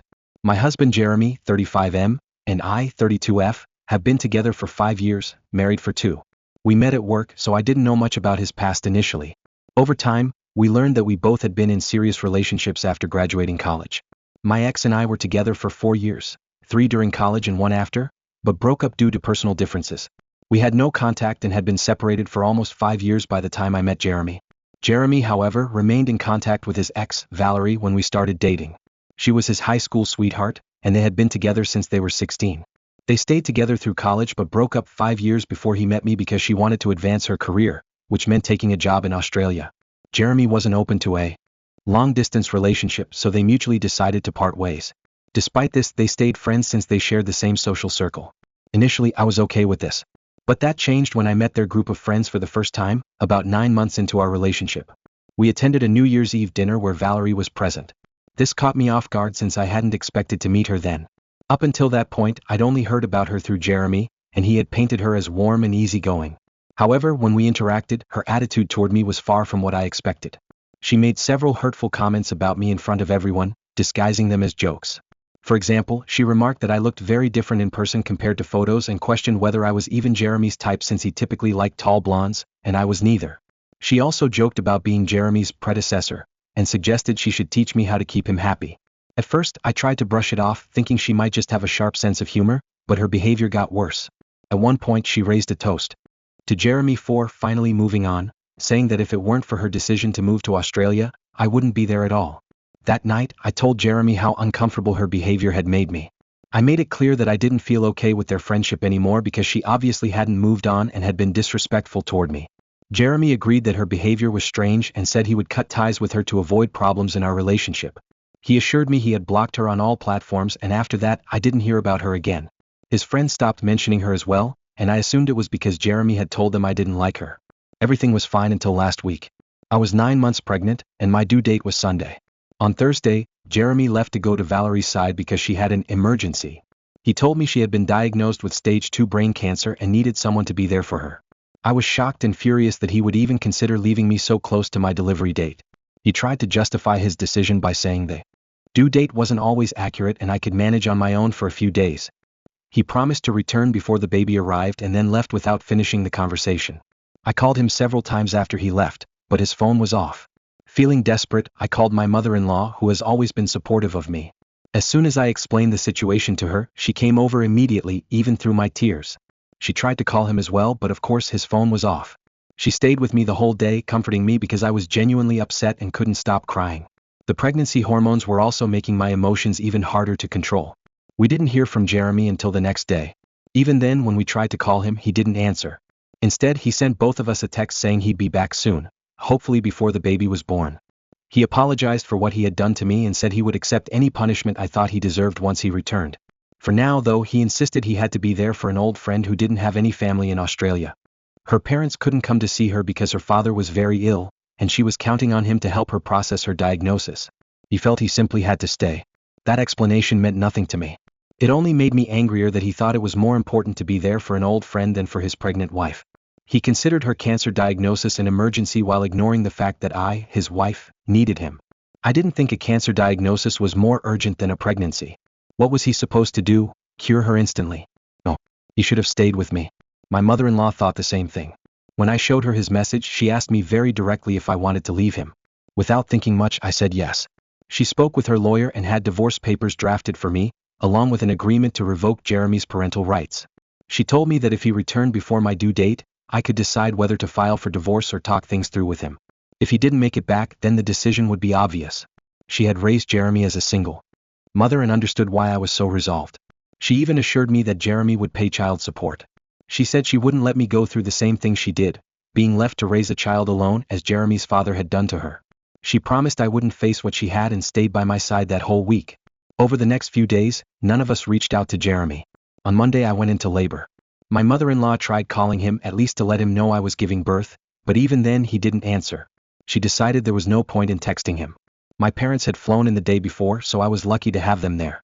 Even so, I deeply felt Jeremy's absence that day and made the decision that no matter what happened when he came back, I wouldn't see him the same way again. 3 hours after giving birth, I filled out the divorce papers and asked the lawyer to file them on my behalf so the process could begin as soon as possible. I could barely hold a pen, but my mother-in-law told me that if I wanted to be happy and a good mother to my daughter, I had to prioritize myself first. I couldn't do that while staying with a man who had abandoned me at such a critical time. It was clear he cared more about his obligations to Valerie than he did about me. After giving birth to our daughter, I didn't even call him. My mother-in-law, my parents, and I spent time at home together. My parents were set to leave the next day, so it would just be me and my mother-in-law after that. I told everyone about my decision to leave him because he hadn't even tried to contact me, despite promising to be back before my due date. Instead, he spent a week with Valerie. Last night, Jeremy came home very late. When I opened the door, he immediately hugged me, but I pushed him away. I told him I wanted nothing to do with him. Hearing the doorbell and noticing the door open, my mother-in-law came into the room with the divorce papers and literally threw them in his face. She told him to leave right then and there. She added that she didn't care where he went, but she wanted him out because I needed peace and rest after giving birth just a few days ago, and he hadn't even been there for that. She also told him I'd already filled out the divorce papers and needed him to sign away his parental rights to our daughter. Jeremy was in shock and couldn't say anything for the first few minutes. I decided to leave the room because my mother-in-law was right. I was still weak and needed time to recover physically. I went to another room, avoiding him because seeing him weakened my resolve, and I didn't want this to become harder for me. I soon heard shouting and realized Jeremy had started arguing with his mother. I chose not to intervene and stayed with my daughter instead. After a few minutes, Jeremy started calling my name, demanding that I talk to him and at least let him see his daughter, claiming I owed him that much. That infuriated me. I put my daughter in her crib, walked out, and told him I owed him absolutely nothing. I reminded him that he had consciously chosen not to be with me, knowing how close I was to my due date, and had decided not to be present for our child's birth. He had left me completely alone, and I was fortunate that my mother-in-law had been there for me. I told him I didn't care if he wanted to see our daughter at that moment. She was asleep and I didn't want to wake her. I insisted that he leave and said we could discuss everything later in the morning. Finally, he left, but I could see tears in his eyes as he walked away. He tried to talk to me one last time, but I turned away and told him to go. We were exhausted, so we went to bed. But this morning he showed up again. I finally told him that for me it was over. It had been over since the moment he left with Valerie, and there was nothing he could say to change my mind. My mother-in-law was in the room when I told him this, but I had asked her to let me have the conversation with him alone so we could settle things once and for all. He started crying and begging almost immediately, and my mother-in-law had to leave the house with the baby to avoid exposing our daughter to the noise as he was getting quite loud. Jeremy insisted he had only gone to Valerie because she had begged him, claiming she was on her deathbed. He said he stayed with her for a week because she had no family and was very lonely, spending those days comforting her and being there for her. He swore it was purely platonic, but honestly I wasn't there, so how could I know for sure? I told him it didn't matter anymore. I wanted him to leave. Then he argued that even if I decided to divorce him, taking away his chance to be a father was too harsh. He begged me to reconsider, warning that if I insisted, he would have no choice but to fight for custody. Despite his threats, I knew it was unlikely he'd win custody. He hadn't even been present for our daughter's birth, and that could work against him. Besides, she's a newborn and needs her mother much more than her father right now. Jeremy pleaded for one more chance, saying that above all, he just wanted a family. Eventually he left, but not before asking me to think it over. Now, I'm not sure what to do. This is a life-altering decision, and I want to be absolutely certain before I move forward. So, am I the bad one for divorcing my husband and asking him to give up his parental rights because he missed the birth of our daughter to be with his ex, who claimed to be on her deathbed? Update: when I've made my decision, I'm proceeding with the divorce. However, I'm still deciding whether or not to pursue full custody of my daughter. It's been 4 days since my original post, and Jeremy has shown up at the house every single day to apologize and literally beg for forgiveness. It's becoming harder to reject him each time, but I know I have to. Thankfully, my mother-in-law has supported me every step of the way and is helping take care of the baby. My parents had to return home 2 days after I gave birth, but she's been kind enough to move into my house long-term because she knows I'll need all the help I can get. I've assured her that even if I don't grant Jeremy partial or full custody, she'll always have the right to see her granddaughter whenever she wants. When I asked her opinion about the custody situation, she told me it was my decision to make and that she trusts I'll choose what's best for both me and the baby, just like I did with the divorce. Despite this, I'm still struggling to make a decision. It doesn't help that Jeremy keeps showing up. Every time he comes, I feel tempted to forgive him and take him back, but I know I can't, especially after everything I've been through because of Valerie. She's always been a sore subject for me, and he didn't even care enough to put me and our child first when I was pregnant. To be honest, I don't even know if he and Valerie have been in contact recently or if there was truly nothing between them these past months. I just can't trust anything he says. His apologies have all been the same. He keeps repeating what he said when he first came home after visiting Valerie, that nothing happened, that it was all platonic, and that he was only there to care for her because she claimed to be on her deathbed. I keep telling him it doesn't matter anymore because I've made my decision. It's really sad, but this is how things have to be. Update: 2 a few days ago, I shared that I'd decided to proceed with the divorce but was still unsure about seeking full custody. Now, I think I've made up my mind. Jeremy showed up at the house every day for 5 days straight to apologize for his actions and try to convince me to reconcile. But then, suddenly he stopped coming. At first I thought it was strange, but I was also relieved because I thought I'd finally have the space to think clearly. Unfortunately, that wasn't the case. Soon after, I started receiving messages from other people, accusing me of being cruel and immoral. These messages came from his friends, and not just his close circle but people who went to school or college with him. It was obvious he had written a template and asked them to bombard me with the same message, almost like a petition. At first, I blocked them left and right, but then they began creating fake accounts to continue messaging me. I'm dealing with postpartum exhaustion while trying to care for my newborn, and this harassment is the last thing I need. If Jeremy truly cared, he wouldn't be putting me in this position during such a delicate time in my life. It's clear he only cares about himself. This realization helped me make up my mind. I'll be seeking full custody. He still has the option to sign away his parental rights if he chooses. I've spoken to my lawyer and the process is moving forward. What upsets me most about the messages is a specific line they all included: "We never expected you to be the kind of person who would use your child as a pawn to punish your partner and play mind games." That line hit me hard. Does he seriously think I'm using our daughter to punish him? If so, he clearly doesn't understand how marriages or parenting work. If he did, he'd never have said that. It was painful to read, but it also solidified my decision. When I showed the messages to my mother-in-law, she was furious and wanted to confront him, but I asked her not to. It's not worth the effort. If we confront him, he'll just deny having anything to do with it, even though it's obvious he's behind it. Honestly, I don't understand why he involved his friends. Did he think their opinions would sway me? They're not my friends and their messages mean nothing to me. Maybe he thought overwhelming pressure would make me give in, but he clearly doesn't know me at all. I'm not the type to cave under pressure. I didn't change my mind when he came to the house every day begging for forgiveness because I know letting him back into my life wouldn't be good for me or for our daughter. I knew letting him back into my life wouldn't be good for either him or our daughter. I felt terrible about it, but I still moved forward because I'm not someone who gives in easily. After so much time together, you'd think he would have some idea of the kind of person I am, but it's clear he doesn't. And every day, I'm more certain that I'm doing the right thing by choosing to leave him. So, even if not just his friends but everyone he knows starts messaging me about this, I'm not going to change my mind. In fact, this situation he's created has only made me more confident in my decision. As long as the people I love are by my side, I know I don't need to worry about any of this. Update number 3. The legal proceedings for the divorce and custody agreement will start in a few days.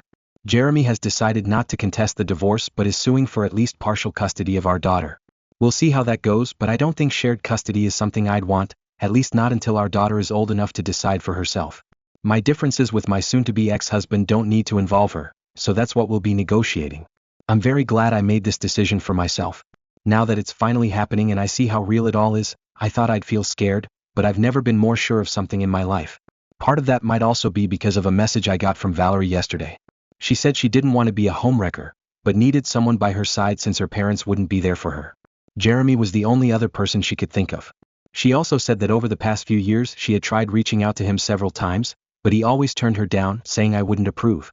Still, she knew her oldest friend in the world would always be there for her, especially if she was sick. That's why she contacted him. She apologized for causing so much trouble in my marriage but thinks I should let Jeremy maintain his individuality instead of being so controlling. Turns out she was right about him not blocking her. They'd actually been in contact, maybe not in the way I suspected, but they were still talking. The worst part? She told me they'd shared a moment and ended up kissing for a couple of minutes. But then Jeremy pulled away, saying he couldn't do this, especially while his wife and daughter were at home. She said the kiss didn't last more than a few minutes, and she framed it as proof of how loyal he was to me, as if that should mean something. It was ridiculous. But yes, she was right about everything else. So now, getting the divorce and custody on my terms should be a piece of cake. Knowing all of this, I've spoken to my lawyer and adjusted our petition to demand a bit more, because I feel like I deserve it after being so clearly deceived. Anyway, I feel very confident about what I'm doing and know things will turn out fine. I'll keep you updated. Thanks so much for following along.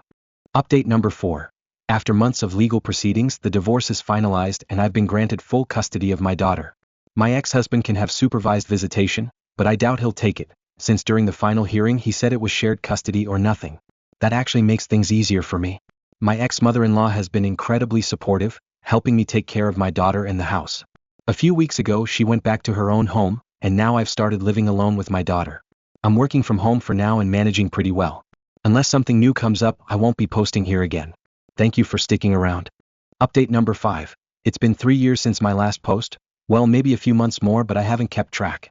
I wasn't even sure I'd remember my password since I've switched computers, But luckily, everything is in the cloud now. Anyway, here's what's happening. While shopping at the mall with my daughter, I ran into my ex-husband for the first time in almost 4 years. He moved away after the divorce and we've had no contact. But it wasn't just seeing him that shocked me, it was who he was with, Valerie. Yes, that Valerie who was supposedly on her deathbed. Either she had a miraculous recovery or the whole thing was a lie. Call me crazy, but I'm leaning toward the latter. Thankfully, he didn't see us. We left quickly because I didn't want to deal with a confrontation or explain to my daughter, who's now 4, who he was. She's old enough to understand some things. Afterward, I called my ex-mother-in-law, who has become something of a friend. She told me she hasn't been speaking with her son either but reached out to some distant relatives.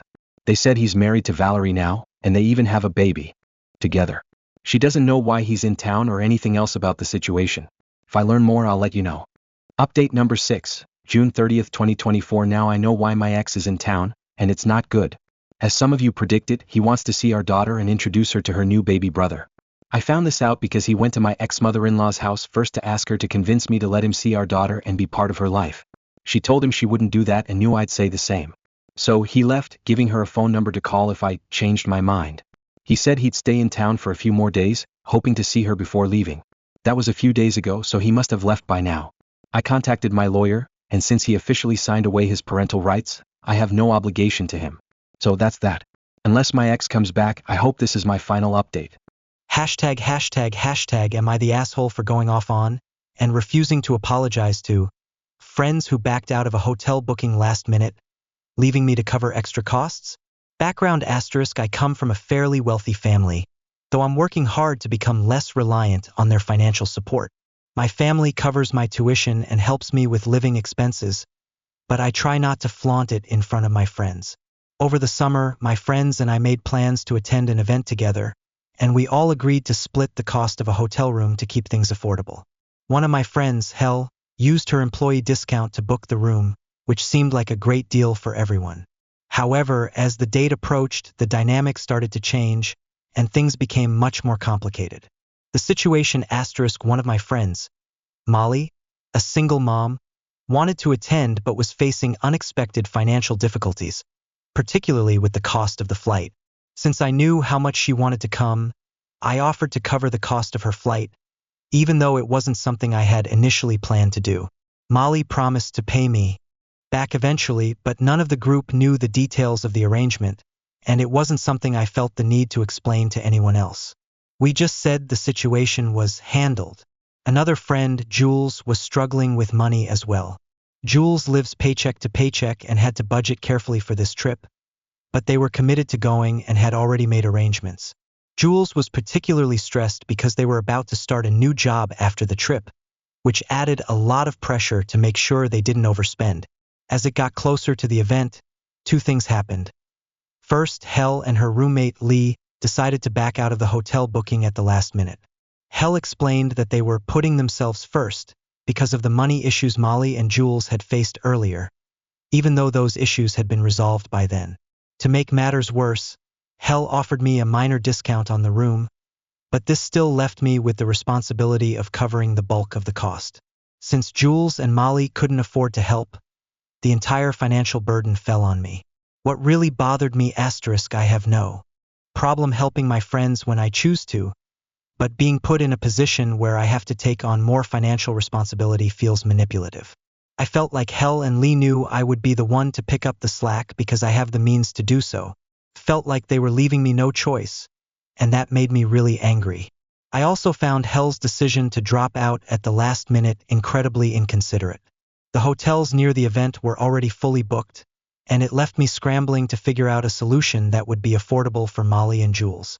When we suggested that Hel could just leave the reservation and not come, which would still cost me more, but not as much as keeping her on the reservation, Hel responded by saying she wasn't comfortable with that idea. To me, it felt like she was prioritizing her own convenience over the group's well-being. Hel's history * for context. Hel has made comments about my finances in the past. She frequently posts eat the rich type memes, and has even made a few remarks to me about my family's wealth. While I understand it's all probably meant to be lighthearted, it does make me feel a bit self-conscious, especially when her actions seem to reinforce this idea that I can just afford it without any real consideration of the impact on me. This all came to a head when I snapped at Hel, telling her that her offer to lower the price was garbage, and that her attitude towards me felt like she thought I could just absorb the costs because I had money. Her response was something along the lines of, "I'm sorry you feel this way," and "I'm sorry I have to be the bitch." Honestly, the apology felt condescending, like she was dismissing my feelings rather than genuinely understanding why I was upset. The group's response *, some of my other friends think I'm being too harsh and that I should apologize to Hel to avoid tension at the event. They argue that, since Hel is planning to move to another country next year, I shouldn't make a big deal out of this and just let it slide. But I feel like I have every right to be upset. The situation was handled poorly, and it's left me in a difficult financial situation that I didn't ask for. On the other hand, a few of my friends agree with me that Hel and Lee's handling of this was inconsiderate, especially given how last minute the change was and the fact that they knew I would have to shoulder the additional costs. Extra context *, the event we're attending is a tradition in our group, and it's something I always look forward to. I throw a small holiday party in the hotel room, and it's a nice bonding experience for everyone involved. Hel knows how much this means to me, and I had already planned on purchasing a gift for Lee, even though I've never met them in person. This just made the whole situation feel worse. As for the people I help financially, I'm very close with Molly and Jules. They've always been respectful and never taken my help for granted. I'm not a doormat, and I don't offer financial help lightly. In fact, Molly's decision to pay me back is something that's important to her, and I understand that. So, am I the asshole for being upset and refusing to apologize? I'm really torn about this.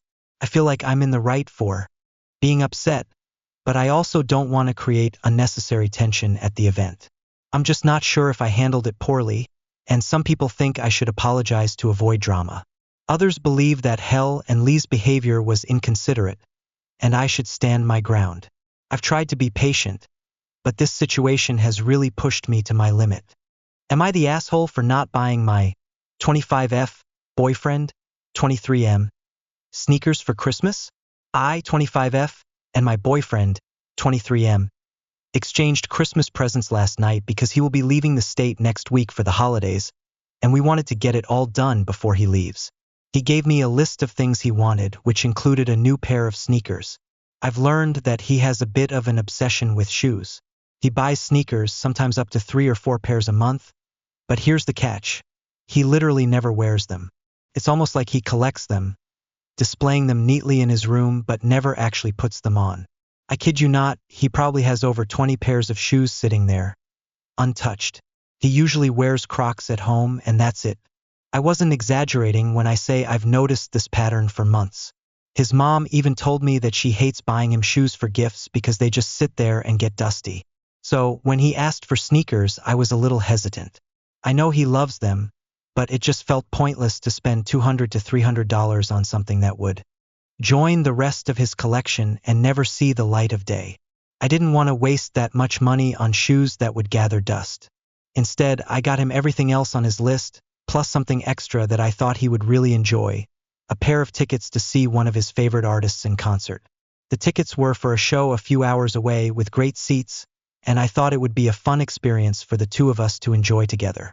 The cost of the tickets was roughly the same as the sneakers he wanted, so I figured it was a good compromise. When we opened presents, my boyfriend was really excited about the concert tickets.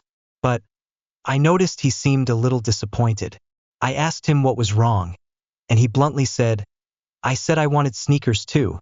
I was caught off guard, and I told him, "I'm sorry, but I just didn't want to spend that much on shoes that you're not going to wear." I explained that I thought the concert tickets were a better use of the money, as we'd actually get to enjoy them, unlike the shoes, which would just gather dust. He wasn't happy with my response and said, "It shouldn't matter. It's my gift that I asked for, and what I do with it doesn't matter." I tried to explain that I did buy him everything else on his list, and I just couldn't justify spending the money on shoes that would never be worn. He didn't seem to understand, and dropped the subject, though he still looked a little upset. Now he's hanging out with his friends, and I overheard them talking about the presents. He told them the same thing he said to me, that he was excited about the concert but still disappointed about not getting the sneakers. His friends told him, If she had the money, why didn't she just buy the shoes? They seemed to agree that I was wrong for prioritizing the concert tickets over the shoes, especially since he specifically asked for sneakers. My boyfriend then added, "She doesn't wear sneakers herself, so she doesn't understand, but I'm a little annoyed that she didn't get me what I asked for." He didn't mention to his friends that I had bought him everything else on his list, only focusing on the one thing I didn't get.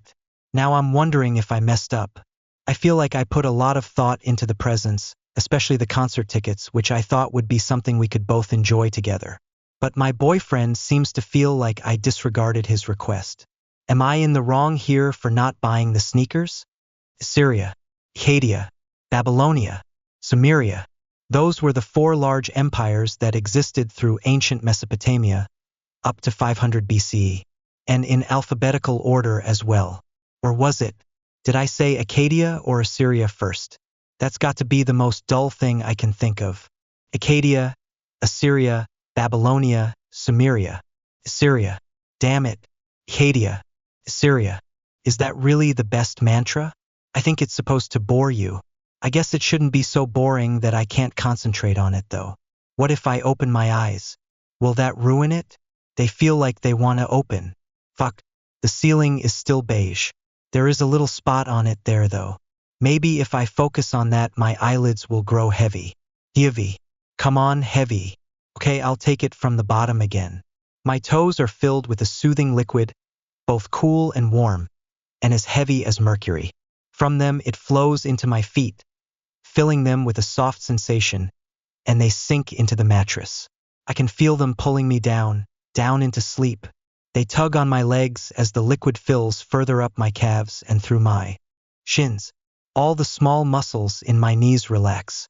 The spot on the ceiling is the only thing I can look at. My thighs grow limp and heavy. I can feel sleep crawling up my body. My crotch is itchy. Shit, if I don't move at all it works better. I think it was 15 minutes that article said. If you lie completely still for 15 minutes, the body automatically falls asleep. God, it's itchy. That's better. I swear it's been weeks of this. It'll probably start affecting my work if I don't fix it. I wonder if Lauren will be there tomorrow. Is it because of work I can't sleep? I guess it started about the same time. It's a good job though. And archiving old exhibitions isn't really stressful. Not exactly my college dream, but a good temporary. Maybe I should ask for night shifts. Do museums even have that, or is that only in the movies? I guess that's a security guard thing. And night shifts sound dull. I mean, I guess I wouldn't be able to tell in the storage room anyway. But I'd probably be the only one working. Unless I could convince Lauren to join me. She would probably be down for some crazy idea like that. You're an idiot. I love it. Why do my eyes want to stay open? Maybe there is too much light. I should order those dark curtains I was looking at. The street lamps shine right through these. Maybe I should wait to order them if I move when I change jobs. I could just hang some towels to block the light out. Yeah, let's do that. Oh God, it's cold outside the covers. Shit, I put my towels in the laundry room. Where are my pajamas? If I turn on the lights, it'll fuck up my whole routine. Maybe if I keep one eye closed, it'll be fine? Like a pirate wearing an eye patch to go below decks. Damn, that's bright. Alright, there they are. I'll get a glass of water now I'm up anyway. Alright, the kitchen is a goddamn mess. Is there not a single clean glass? I wonder if I'll grow out of these habits. Maybe when I get a real job I'll become organized. Or I'll be one of those history professors who can name every birthday of the British royal line. But not remember their doctor's appointment 2 days from now. Sounds like Parker is still up. I guess I don't need to worry about noise. Does that guy never sleep? I guess that's what mornings are for. I swear he doesn't know how good he has it. Or that a proper night's sleep is a major impact on quality of life. Does his keyboard really need to be so damn loud? It's harder than you'd think, keeping one eye closed. Shit, that water is cold. Is that gonna wake my body up? I'm really not helping the problem by leaving the glass on the counter. Then again, it's a drop in the ocean at this point. And the quicker I'm back in bed, the better my sleep will be. So this is really for the better. Holy crap, the bathroom is nice and warm. They should lead the piping through the bedroom. Save a bit on heating. Towels, where are you? Oh right, they're unwashed.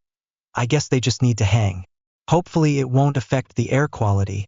I think that's a major factor for good sleep as well. How many towels do I need to cover up the window? I'll just grab all 3 of them. Damn, the rest of the apartment feels cold now. He's still tapping away in there. Good night, Parker, you vampire. Damn, this eye trick actually kinda works. Alright, how do I fasten this shit? Maybe I can use a belt. Shit, I can barely reach the curtain rod on this wobbly-ass chair. Come on, get in there. Yeah, that seems to do the trick. Shit, now I can't see. I guess that's good. As long as I don't break my neck getting down. The covers are still warm. Alright. AITA, Syria, Babylonia, Sumeria. Am I missing something from my diet? Are sleep difficulties a sign of scurvy? People get all kinds of weird illnesses just because they aren't aware of some random thing you need, and they happen to be picky about mushrooms or whatever. How did they even discover what you need in a varied diet? I think Lauren wrote her thesis on how civilizations found out what was safe to eat or something like that. Anthropologists are a weird bunch. I can probably hit a nerve with that. Get her on one of her rants. Guess dietary advice wouldn't change that often if we really knew though. Or maybe there can't be a formula like that cause our bodies are too different. Like how some people have extra kidneys or can't break down certain proteins. Maybe I have something like that. A hidden third nipple that keeps me from sleeping. But then I would probably have had trouble sleeping my whole life. I used to be able to just blink and then it was the next morning. I'll ask Mom about what I ate as a kid. Maybe I can get some sleeping pills. I should book a doctor's appointment. Where is my phone? Okay, that's like the first rule. Don't put your phone next to where you sleep. I guess I didn't realize it was there, so maybe it doesn't count? Fuck, it's 2:30. I should just book the appointment tomorrow when I'm thinking clearly. I wonder, would it be weird to see if Lauren is online? Who cares, I'll check. Active 3 hours ago. Obviously. God, that's embarrassing. Why would I even check? It's not like I was gonna write her anyway. All our messages are about work. I sound like an idiot over text. Looking forward to our next shift then. Wink with tongue sticking out. Christ, I sound like an idiot. Some of hers are a bit, I dunno, flirty, and she heart reacted to this one. Am I missing her signals? How would I even find out? I could just take a shot and ask if she wants to hang out sometime. Probably not now though, would be pretty obvious if she woke up to a message like that. Or not obvious but like, I guess I want it to be obvious but in a charming way. Can it even be that if she doesn't like me? Or will it always be awkward? She's probably just being nice. I mean, our shifts are always fun together. She probably just likes that I'm a good coworker. How am I ever gonna meet someone if not at work though? 3 o'clock. UHG. I should put the phone away. I'll put it at the other end of the room, then I'll have to get up to stop the alarm. I'll move my charger as well then. AITA, Assyria spot on the ceiling. I can think about Lauren tomorrow. I wonder if she can sleep. Would it really be too awkward if I ask her on a date and she says no? I mean, it's just a question. Or I guess it's more of a confession. I guess I could just cut and run if it goes wrong. I like the job though, and I don't want to have to start looking for a new one right now. If I just keep my eyes closed and my body completely still, maybe I can count to 500. Focus on each number. 1, 2. I can't keep multiple strands of thought in my head. Right? 4, 5. If she says no, it'll ruin our friendship probably. Or if we go on a date and it doesn't go well. I guess that wouldn't be as bad. Like we both thought there might have been something, but then it's like, oh well, I guess we tried and both agree there isn't. Then we could probably fall back in our old groove and I wouldn't be weird for suggesting it. Maybe I should call in sick tomorrow. If I'm too tired to function, that's basically the same. And maybe I just need a proper day off where I do nothing and my body will reset. I can always pick up a weekend shift to make up time. Everyone is always trying to get rid of those anyway. Fuck, why do my eyes want to be wide open? Okay, I'll text her and just ask if she wants to do something after work tomorrow. I could just ask her at work. No, I should text her in the morning before work so she doesn't make any plans. I'll do that. I promise if I just fall asleep now, I'll text her in the morning. Assyria, AITA, Babylonia, Sumeria, spot on the ceiling. Those are the 4 large empires that existed throughout ancient Mesopotamia, up to 500 BCE. Hey Lauren XD, I was just wondering if you wanted to go out after work tomorrow. Smiley face, let me know and see you tomorrow. Is that weird? I should just send it and not overthink it. That makes it more natural. It should probably feel more casual though. Hey Lauren, I was just wondering if you wanted to hang out tomorrow. Smiley face, what does hang out even mean? I should suggest an activity. Hey Lauren, sorry for the late night texting XD, I was just wondering if you wanted to go out for coffees after work tomorrow, maybe catch a movie. Smiley face, see you tomorrow. Is that really a good idea? Oh god, I shouldn't press send. Okay, it's sent. Shit, can't do more now. Deep breath. Oh god. Okay. Phone away again. Whatever happens, happens. Oh fuck, I feel lightheaded. Deep breath. Heavy body. Syria. AITA. Bah. Shit, is that my alarm? I barely got 4 hours. I'm gonna be wasted at work today. Oh shit, has she replied? No new texts. Fuck, fuck, fuck. Okay, she hasn't seen it yet. I can just delete it. There's no way she'll respond, right? Work will be so fucking weird with that hanging in the air. There, deleted. She'd probably have been fine with it. If anything, it was another thing to tease me about. Do I send it again? She can see that I deleted a message. I should just own up to it. It'll seem so fucking desperate though. But she'll know I texted something weird anyway, right? Okay, here we go. Just own it and say fuck whatever happens. Hey Lauren, sorry for the late text. Was just stressing myself out and wanted to ask you if you know anything about the deliveries we're getting in today. That's probably for the best. I don't need any more things messing with my sleep at the moment. Am I the asshole for not contributing to staff gifts and calling out my colleague for taking full credit? So, here's the situation. I, 29, female, have been working at this office for a few years now, and every year, there's one person, let's call her Beth, 56, female, who takes it upon herself to organize the annual staff Christmas gift for the 3 top executives. The tradition is that everyone contributes $30 to fund the gifts. This money is pooled together, and Beth then goes and buys the gifts, writes the cards, and arranges the whole thing. In the past 2 years, after these gifts are delivered, the 3 executives always come down to our office and give Beth a ton of credit for the thoughtful gift and the lovely gesture, thanking her profusely. As you can imagine, it's made Beth feel pretty good about herself, but here's the thing. I've always found it odd that she takes full credit for the gifts, even though a few of us are involved in putting together the baskets. We usually spend an afternoon gathering the items for the gift baskets, and we're involved in the preparation. However, it's always Beth who insists on handling the card and delivering the gifts herself. Last year, I finally decided to ask Beth whether she gave something from herself, as I was curious why the thanks always seemed to go directly to her. She said no, it's from the staff, but since she's the one who hands the gift to the executives and writes the card, the thanks end up being directed at her. I had to bite my tongue at the time, but something about it didn't sit right with me. I mean, she was acting like she was doing all the work, even though there were 3 of us who helped put together the baskets. When I checked with one of the assistants in the office, I found out that while the card did say, from the staff, it also specifically said, from Beth's name and the rest of the staff.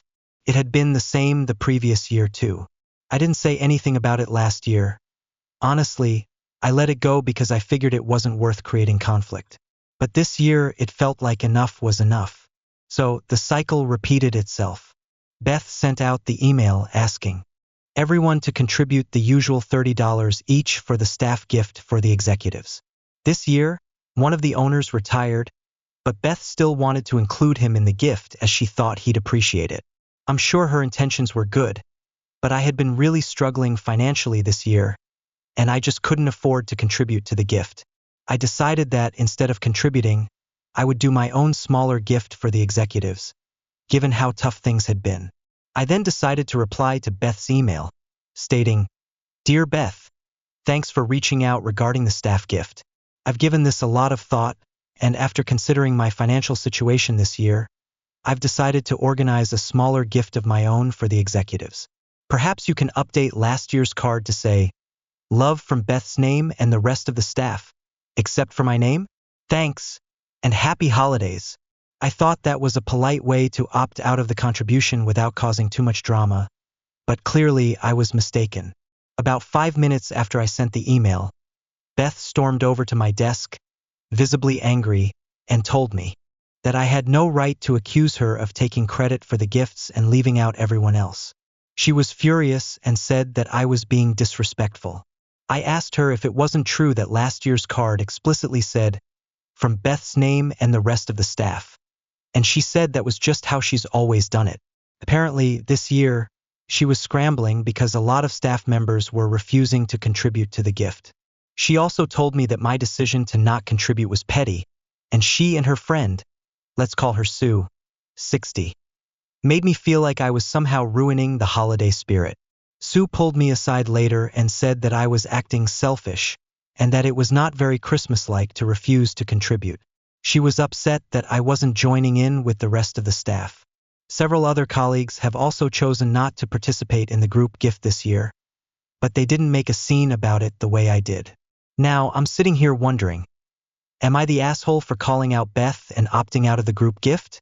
Was I wrong for thinking that she was taking full credit for something that wasn't entirely her doing? To add some context, Beth is not the type to ask for help or even give us the option to join her when it comes time to deliver the gift. She'll take the gift basket from the office early in the morning, do the handoff by herself, and come back telling us how appreciative the executives were, even though we all know that a few of us were involved in creating the basket. This year, with more people backing out of the contribution, I just felt that if I didn't speak up, no one else would. Beth and Sue are still annoyed at me, and I can't help but wonder if I've really overstepped here. So, Reddit, am I the asshole in this situation?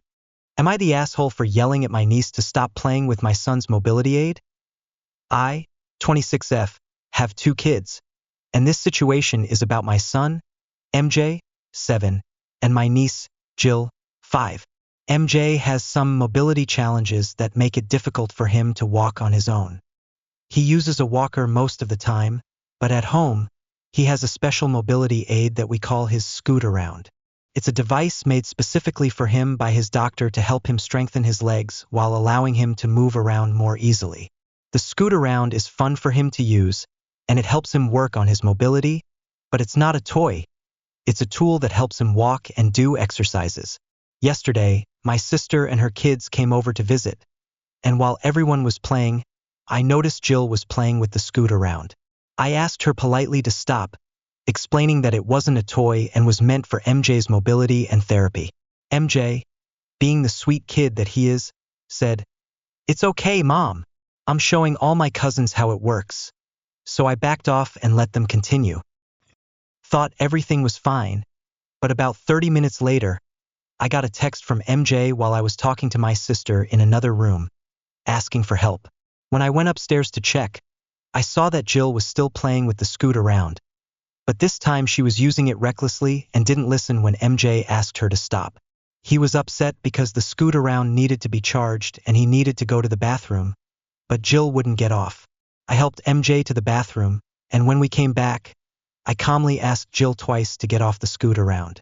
She refused and started whining, and after repeating myself without her listening, I lost my patience and raised my voice at her, telling her to get off.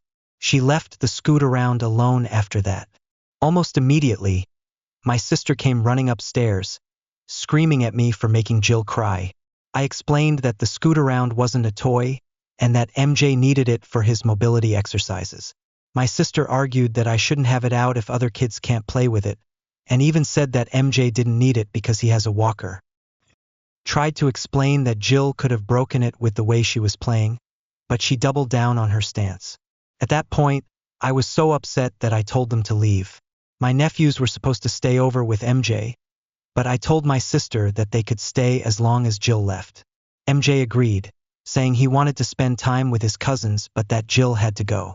After they left, my sister, her husband, and my mom all started calling and texting me, saying I was the asshole for how I handled the situation. My husband is on my side, but nobody else seems to agree. So, am I the asshole for raising my voice at my niece and asking her to leave after she refused to respect my son's mobility aid? Edit for clarity asterisk I wasn't yelling at Jill for just touching the scoot around. I had already asked her politely twice to stop playing with it. She continued to play with it recklessly, and when I saw my son was upset and needed it, I stepped in to protect the aid from being damaged. Am I the asshole for refusing to help my sick brother out financially and telling him it's because I don't want to help my sister-in-law? I, 33M, was once very close to my brother, Alex, 30M, but we've had a falling out for nearly a decade. The cause of the fallout was a mix of things, but it really started around the time he got married to Carrie, 29F, and I came into a substantial amount of lottery money. Back then, I was very supportive of them. I paid a huge sum for their wedding and honeymoon in Bora Bora. However, there were a couple of things that really bothered me. First, I wasn't asked to be the best man in the wedding, which seemed like a huge oversight, given how close we had always been. And second, he didn't thank me in his wedding speech, even though I made a major financial contribution. After the wedding, I confronted him about this, and he apologized, saying he'd make it up to me by naming his first son after me. Fast forward, and they have 2 boys, but neither was named after me. When I asked about it, Carrie was the one who shot the idea down, saying that they didn't owe me anything. I was pissed off, but I let it go. Not long after that, they started looking for a house, and Alex reached out to me asking for a down payment loan. I reminded him of what Carrie had said and told him, just like she did, that they didn't owe me anything, so I wasn't going to give him money. We didn't talk for 4 years after that. Then recently, Alex reached out again, but this time it's different. He's been diagnosed with terminal cancer. He's in a bad place, and he contacted me for help, specifically to pay off his mortgage. His reasoning is that Carrie can't afford to keep up with the house after he passes, since she's a stay-at-home mom, and he doesn't want her to lose their home. I said no. I told him that it wasn't about helping him, it was about helping Carrie, and I can't do that. I'm still not over how she treated me in the past, and I don't think I owe her anything. I know $500,000 isn't a huge deal for me financially, but I've already made up my mind that I'm not going to step into a situation where I'm helping her out after everything that's happened. Plus, I don't have much of a relationship with my nephews, only having seen the oldest 3 times in his entire life. I just don't feel like I should be roped into a situation where I'm expected to help, and I can't help but feel like some of this is emotional blackmail. I've spent a lot of time thinking about this, and I came to the conclusion that I would never get the same kind of support from them if I were in a similar position. I don't want to enter into any kind of financial or legal arrangement with Carrie, and while I feel for Alex's situation, I'm just not interested in being involved. Now I'm starting to feel guilty. I know my brother is facing a difficult end to his life, but I just can't bring myself to help out, especially when I know it's mostly for Carrie. A lot of people are telling me I'm being heartless, but I feel like I'm doing the right thing by standing my ground. So, Reddit, am I the asshole for refusing to help my sick brother out financially and telling him it's because I don't want to help my sister-in-law? Am I the asshole for kicking my friend out because she complimented my partner? I, 33F, have been in a serious relationship with my partner, 39M, for some time now. He works remotely full-time, which means we can spend more time together, especially during the holidays. I also have a daughter, 7F, who we prioritize spending time with, and we are generally very close as a family. Earlier today, I invited a friend of mine, Mag, 33F, over to do my nails. She's a nail artist, and I paid her for the service. While she was working, I invited her to stay for lunch. My partner was working from home and was in his office, so he didn't come into the kitchen much. However, when he did join us for lunch, he was wearing a short-sleeve shirt, since he's been working remotely and prefers comfort to wearing suits all the time. Now, my partner is the type of guy who exercises to manage stress. He's lean but definitely has some muscle, and when he was moving around the kitchen, I noticed Mag start to look at him in a very different way. She was giving him these compliments like, "You look so much better in tight-fitting clothes. You must be so strong. And the way your biceps move makes me wish my boyfriend would exercise more." It was clear she was admiring him physically, and I could tell my partner was uncomfortable but didn't say anything. He just retreated back to his desk with his plate. I, however, was really pissed off. I don't mind people complimenting each other, but this felt like Mag was crossing a line. I immediately told her to leave, even though lunch was still being prepared, and I was frustrated. I told her that what she had done was inappropriate, and that she wouldn't be welcome in my home anymore. She argued back, saying she was just complimenting my partner, and even went as far as saying, "You should be proud for landing a 10 when you're a barely decent 4 yourself." That comment was the final straw for me, and I kicked her out. Since then, Mag has contacted my mom, our mutual friends, and even my colleagues, accusing me of overreacting. My phone has been blowing up with texts, currently 127 unread messages, and I feel completely overwhelmed. My partner is on my side. He feels like what Mag did was either flirting or borderline sexual harassment. We had a long conversation about it, and he told me that he doesn't want her ever coming to our house again, which I agreed with. However, I also explained to him that I was taken by surprise, as Mag had never acted like that before. Still, she's no longer welcome. Now, I'm feeling torn because everyone seems to have an opinion on the situation. My mom and some friends think I overreacted, while others agree with me. I'm not sure if I should have handled it differently or if my reaction was justified. So, Reddit, am I the asshole for kicking my friend out because she complimented my partner? Am I the asshole for refusing to babysit my cousin and calling him a lying brat, even though it lets my aunt work extra and helps her family? I'm 15 years old, and my aunt Cassandra, who's 48, has a son named Tristan, who's 12. Tristan is honestly a nightmare to be around, and it's been affecting me more and more lately. My mom started asking me to babysit him so Aunt Cassandra could pick up extra work. The idea was that I'd watch Tristan while my aunt worked, which would help her family financially. But over time, I've realized that babysitting him is a lot more trouble than it's worth. Tristan has this pattern of lying to his mom about me, and unfortunately, she always believes him. He knows that if he complains enough, she'll buy him a gift to make it up to him. It's pretty manipulative, and I don't know how to get through to her. One example of this happened last Friday when I was babysitting him. I refused to give him his phone until he finished his homework, which Aunt Cassandra had specifically told me to do. Instead of doing his homework, Tristan threw a massive tantrum. He screamed, yelled, and made all kinds of accusations about me. The last time I babysat him, he claimed that I had friends over and destroyed the house, which was totally false. To protect myself, I decided to record everything on my phone, just in case he lied again. I showed the recording to Aunt Cassandra, hoping it would clear things up, but instead, she blamed me. She said that Tristan doesn't like being recorded, and that's why he acted out. She didn't care that he was lying again. It was incredibly frustrating. I've tried talking to my mom about how I don't want to babysit Tristan anymore because every time I do, I get punished for his lies. But she just brushes it off, saying that kids his age are like that and that I babysit other kids, so this should be no different. I was already fed up, but last Friday really pushed me over the edge. After showing my mom the video and explaining everything, she still took Aunt Cassandra's side. She said that my aunt really needs the extra income, and the money helps her family. She also insisted that I should be a dependable babysitter for the sake of family. We had a big argument because my mom asked me to babysit Tristan again this Friday. I told her no and said that I was done. I told her that Tristan is a lying little brat, and that maybe Aunt Cassandra should try babysitting him herself to understand how hard it is.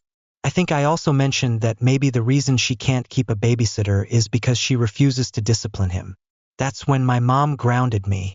Now I'm just feeling really frustrated. This whole situation has been going on since summer, and I'm at my breaking point. I've tried to be patient, but I'm done. I really don't want to keep babysitting Tristan anymore, especially since it's clear my aunt and mom don't care about the truth or how I feel. So, am I the asshole for finally refusing to babysit Tristan and for calling him a lying brat, even though Aunt Cassandra's extra money is helping her family? Am I the asshole for snapping at my friend for touching my curly hair while it was drying and ruining it? I'm 23 years old, and I've had very curly hair my entire life. I'm white, but my hair is a 3C curl pattern, which is pretty tightly coiled. It's a part of me, and I take good care of it. Growing up, it was a source of insecurity because people constantly judged me for it, laughed at me, and honestly touched it without permission. It's something I've learned to love, but I also find it really triggering when people touch my hair without asking. I know a lot of curly-haired people will understand how delicate curls can be, how easily they can be ruined by one wrong move.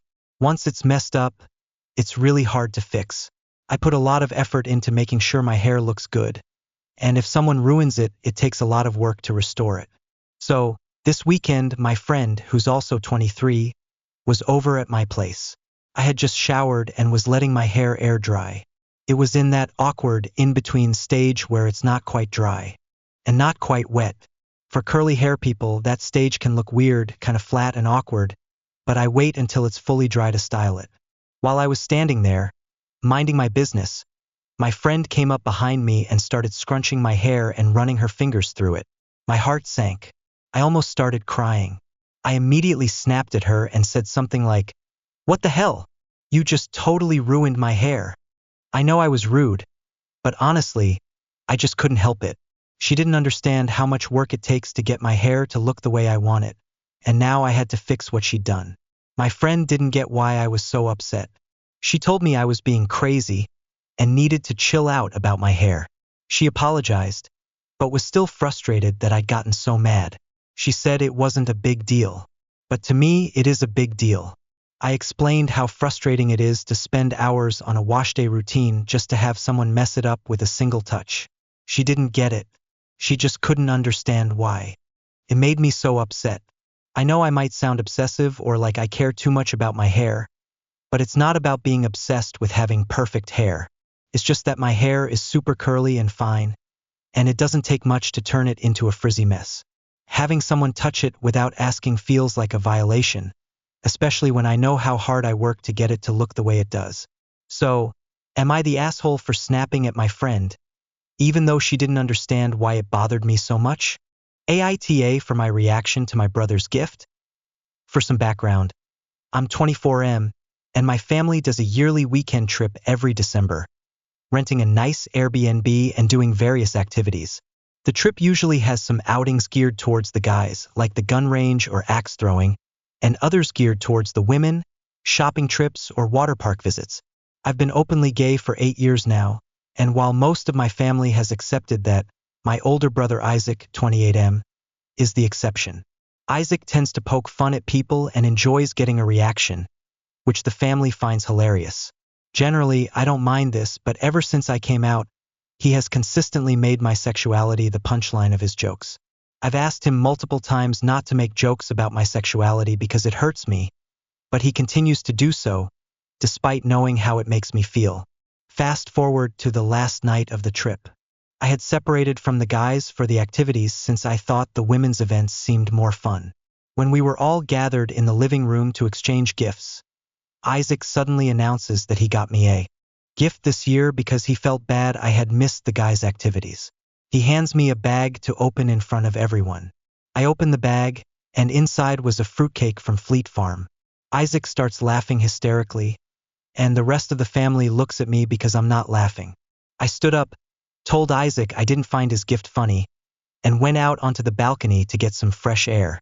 The rest of the night, Isaac tried to tell me I was being ungrateful, especially since he hadn't gotten anyone else a gift. This led to a long yelling match. Now, the family is divided. Some think I overreacted and that I should lighten up about his jokes, while others think my reaction was justified. So, AITA for my reaction to Isaac's gift? Am I the asshole for taking a stray cat to a rescue? So, here's the situation. I've lived in this house for 2 years now, and there are a ton of stray cats around, most of them feral. Over time, I've been taking in kittens when I find them and bringing them to a local rescue, and it's always been smooth sailing. No issues. However, there's one tomcat who's been around for a long time. I know him well, and I've been feeding him along with all the other strays. He's always been a bit more social compared to the other cats, but it's clear he's been neglected. The first things I noticed about him were how matted his fur was and how underweight he seemed for his size. He also had fleas and looked generally in poor condition. He blended in with the other ferals, but he was just a little friendlier. I saw him outside every day at all hours. Eventually, he started following me around and allowed me to pick him up. I started feeling conflicted about what to do. He was clearly in need of help, but I didn't think I was in the right position to take him in. I did, however, contact the rescue group I work with, and they said they had space for him. I figured that would be the best option, so I took him there about 2 weeks ago. The next day, they sent me the vet report. Turns out he was severely underweight, dehydrated, had FIV, fleas, heartworms, and rotting teeth that needed to be pulled. The vet said he'd need to be sedated and shaved down completely to get all the mats out of his fur. The prognosis wasn't great. Basically, they're just managing his symptoms and hoping he doesn't die soon. But the good news is, he's now in a foster home where he's comfortable. Fast forward to yesterday. My neighbors came over and asked me about the cat. Apparently, they'd seen him near my house and wanted to know where he was. I told them that I had taken him to the rescue. They insisted that the cat was theirs and had been with them forever. I told them that there was no microchip or identification, and based on his condition, it didn't look like he'd been well cared for. I tried to phrase it gently, but the truth was obvious. They asked me where he was, and I honestly didn't know exactly where the foster home was. The conversation quickly escalated, and they became quite aggressive. They even threatened to call the police. I just said, okay, not really thinking the cops would show up, given the nature of my neighborhood. No police ever came, which wasn't surprising, but now I'm feeling a little guilty. In my opinion, my neighbors weren't taking proper care of the cat. I know they said he's hard to get inside, but that wasn't my experience with him. He followed me around every day, and I could pick him up easily. The way I see it, they neglected him, and it breaks my heart to see animals treated that way. But they're insisting he's always been their cat. So, am I the asshole here? Should I have just left him where he was, even though he was in such bad condition? Am I the asshole for asking my husband to stop funding his side of the family? I need to know if I'm the asshole. This situation is a bit complicated, and I apologize for the long post, but I'd really appreciate your thoughts. My husband, 30M, and I, 30F, have been married since 2021, and we've been together since 2019. He's a sweet guy and always ready to help, but we're having a disagreement that's been weighing on me. He's the middle child of 2 brothers, 32 and 25, and here's where the issue lies. My husband and I have worked really hard to get to where we are today. We're comfortable, but we've been mindful of our spending. Earlier this year, his father passed away, and we paid for the funeral services without asking for or expecting anything in return. I feel like I've been supportive and understanding, but the problem has been his 2 brothers. His older brother works part-time but has an unreliable and inconsistent schedule. He's paid cash under the table, and sometimes he doesn't work for weeks. When he does work, it's only for a few days at a time. His younger brother has been clean from drug addiction for about 6 months, but he got into a bad car wreck about a year ago, and he constantly uses that as an excuse for not working or trying to improve his situation. Both brothers are living with my mother-in-law, who is on a fixed income of about $1,200 to $1,300 a month. She struggles to make ends meet, even with both sons living in her home. There's often no food in the house, and no propane to heat it. They all have poor spending habits. Alcohol, tobacco, lotto tickets, and marijuana are regularly bought, but budgeting is never a priority. My husband, on the other hand, has completely changed his spending habits and learned budgeting since we've been together. So it's frustrating for me to see his family's financial irresponsibility. The problem is that over the last few months, my husband has been sending money to his family to help. When we visited for Thanksgiving, we had a serious talk about his financial support for them. I told him that I couldn't see myself having children with him while he continues to financially support his family like this, especially when we should be focusing on building our own future. The conversation got heated, and I felt bad because I know they're struggling, and I don't want to be the reason they go hungry or are having a tough time. But here's the issue. I looked at our bank statements, and in total, his family has received over $5,000 from us this year alone. This doesn't include the funeral costs, groceries, bills, or cash we've handed over in person. I don't mind helping his mom when she needs it, but she refuses to put her foot down when it comes to his 2 brothers. They keep asking for more money, and it feels like they're just mooching off of us. They're able-bodied men who can work but simply refuse to do so. I asked my husband to stop funding his brothers and instead focus on supporting our future family. I told him I'm not comfortable having children while he continues to prioritize them over us. This request caused some tension, and now I'm feeling conflicted. Am I the asshole for asking him to cut off the monetary support to his side of the family in order to prioritize our own future? Am I the asshole for beating my girlfriend's brother at a game when I would normally let him win, to prove a point? So, a little background. I, 28M, have been dating my girlfriend, 26F, for about a year now, and when I visit her house, I often play games with her little brother, 12M. We mostly play competitive video games like Call of Duty, and whenever we played, I would usually let him win just to be a good sport and keep things fun. A few days ago, I was visiting again, and her little brother had two of his friends over.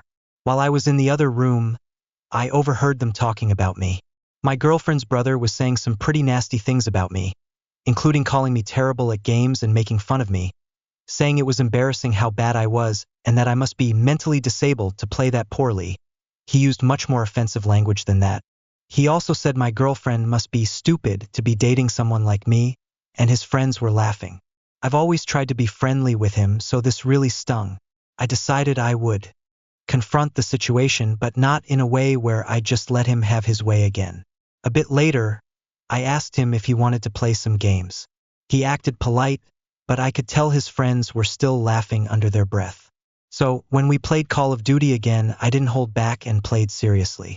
I didn't go out of my way to be cruel, but I definitely wasn't going easy on him like I normally would. After a few rounds, he was visibly upset, and his friends were laughing at him. He ended up storming off to his room in tears. My girlfriend found out what happened and was really upset with me. Later, in the car, she told me that I had deliberately made her brother cry, and that I should have just let it go, since he's just a kid. I explained that I wasn't trying to make him cry. I just didn't like how he'd been talking about me and my girlfriend. I wanted to show him that there are consequences for saying hurtful things, and I didn't think I should keep letting him win just to avoid confrontation. Now I'm feeling guilty, and I'm wondering if I took things too far. My girlfriend thinks I should have just ignored it and not made her brother upset. So, AITA for beating him at the game to prove a point, or should I have handled it differently? Am I the asshole for refusing to cook a 3-course vegan meal for my parents, even though I'm hosting? I, 26F, have always been passionate about cooking, but my relationship with food and my parents has been complicated. My parents, 6062, are terrible cooks. They learned at some point that everything needs to be boiled for 20 minutes. This resulted in a childhood full of mushy vegetables, overcooked pasta, rice that was more porridge than grains, and many soups that consisted of just noodles and broth. Most of the meals were either fried or bland, and to this day, my parents still don't know much about cooking. I started cooking my own food at 14, mostly out of necessity, but also because I began enjoying it. At 16, after the family pet passed away, I decided to go vegan, but my parents didn't let me. They forced me to cook meat and fish dishes for them until I turned 18. Once I had the freedom to cook for myself, I dove deeper into veganism and started experimenting more with flavors, spices, and different cuisines. Over time, I've developed a solid cooking skill set, but my parents have always been critical of my food choices. They call my meals weird, exotic, or too much, because I don't stick to traditional meals and love to experiment with spices. I wouldn't say I'm a professional chef, but I'm a far cry from the overcooked, bland meals they served when I was younger. Now, I'm living in the UK with my boyfriend. My parents and brother are visiting for the holidays, and while they'll be staying at a hotel, we're planning to have meals together at my place and some at restaurants.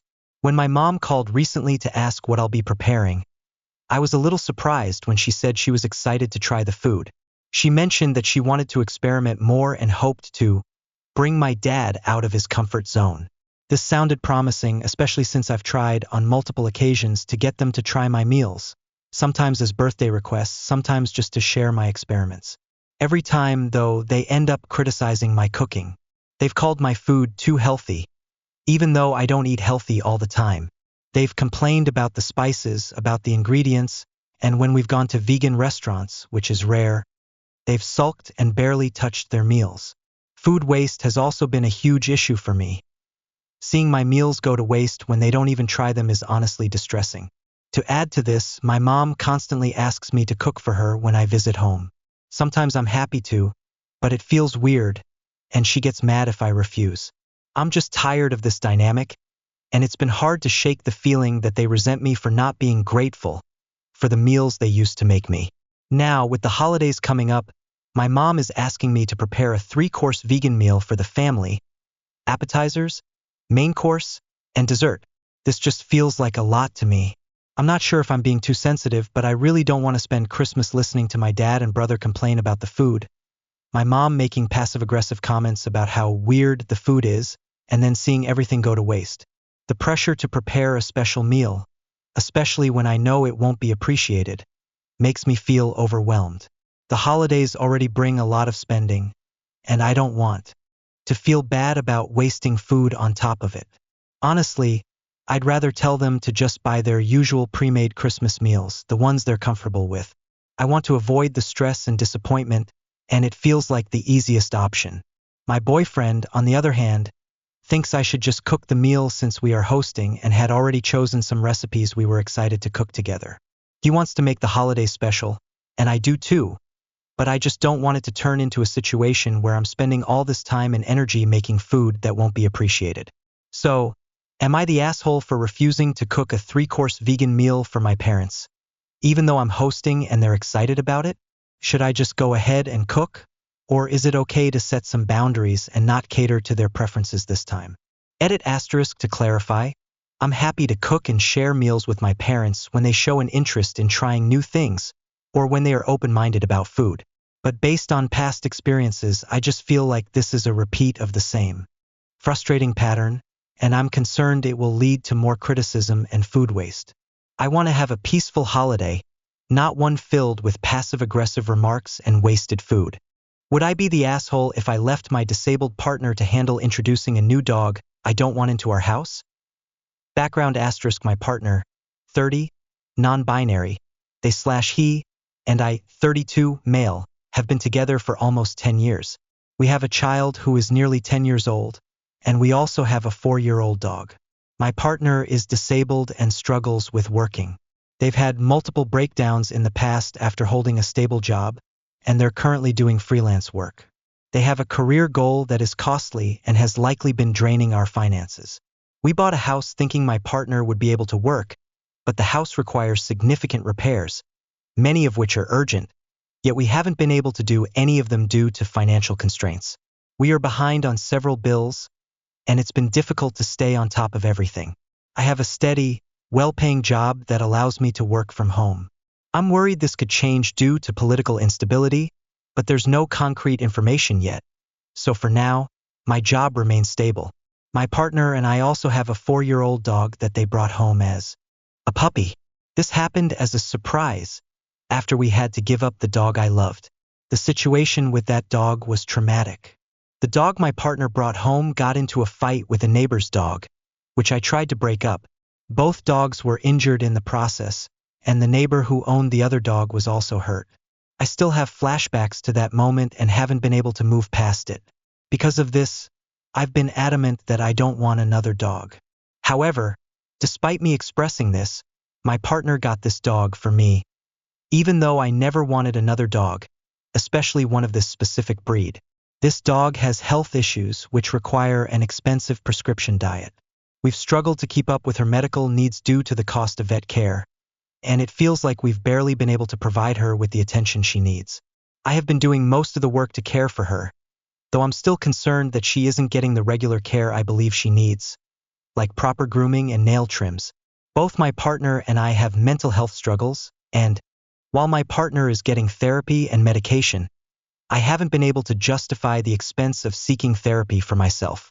Recently, my partner has been going through a lot, losing multiple things, having emotional breakdowns, and generally struggling. It's been a tough period for them, especially this time of year.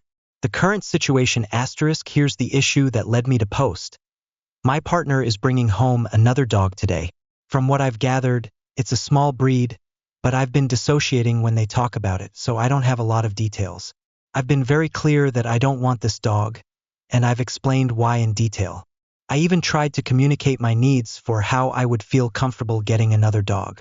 Unfortunately, every time I bring this up, my partner has had emotional breakdowns. Our friends and family members have also been vocal about how we should get another dog, saying it would be therapeutic. Even their counselor has suggested that bringing in this new dog would be helpful for my partner. I've come to the point where I feel that this dog is going to be brought into our home whether I like it or not. It's not about what I want anymore. It's about how much pushback I can handle from my partner's family and friends. They all seem to think it would be a good idea, and the emotional weight on my partner has been heavy. My dilemma *, I'm considering leaving for a few days to stay somewhere else, while my partner handles the introduction of the new dog. This would mean that my partner would be responsible for managing both dogs on their own. I know this is going to be physically difficult for them, given their disability and current emotional state. So, I'm wondering, would I be the asshole if I took this step? I want to be fair to my partner, but I also feel like I'm at my limit with the situation. I'm conflicted because I don't want to add to their struggles, but I also don't feel capable of dealing with this new dog.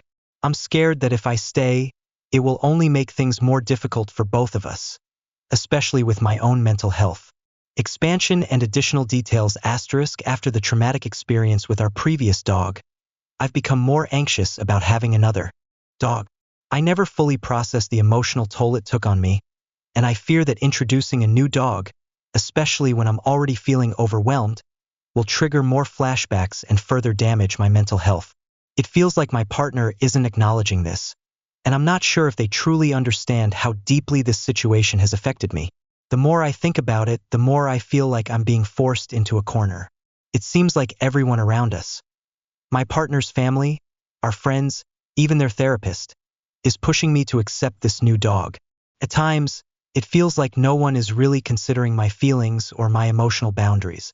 It's hard enough dealing with the constant stress of bills, work, and taking care of our existing dog without throwing another animal into the mix. When my partner decided to bring home the dog we already have, I tried to be supportive. But now, with everything going on, I just can't wrap my head around bringing in another animal when our resources and energy are already stretched thin. I've had moments where I've tried to explain that I don't feel equipped to handle this situation, but I'm always met with resistance or guilt trips. It's becoming emotionally exhausting. I feel terrible about even thinking about leaving for a few days. I know my partner is struggling, and I don't want to abandon them. But at the same time, I feel like I need a break to regain some clarity and strength before I can face this new challenge. In the end, I'm torn between wanting to support my partner and protect my own well-being. I don't want to make their situation worse, but I also don't feel like I can give any more of myself without a break.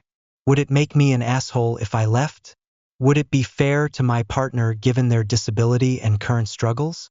Would this just make everything worse? Or would it give both of us the space we need to breathe? Am I the asshole for skipping Christmas after my parents' divorce? I, 30F, don't want to go home for Christmas this year. My parents got divorced this summer after a long series of cheating, separation, and dysfunction. My dad blames my mom entirely for the divorce, insisting his infidelity was just flirting and that she is the one who pushed him to do it, which is a blatant lie. For me, my breaking point wasn't just his cheating, it was the verbal abuse he directed at both my mother and me and my sisters over the years.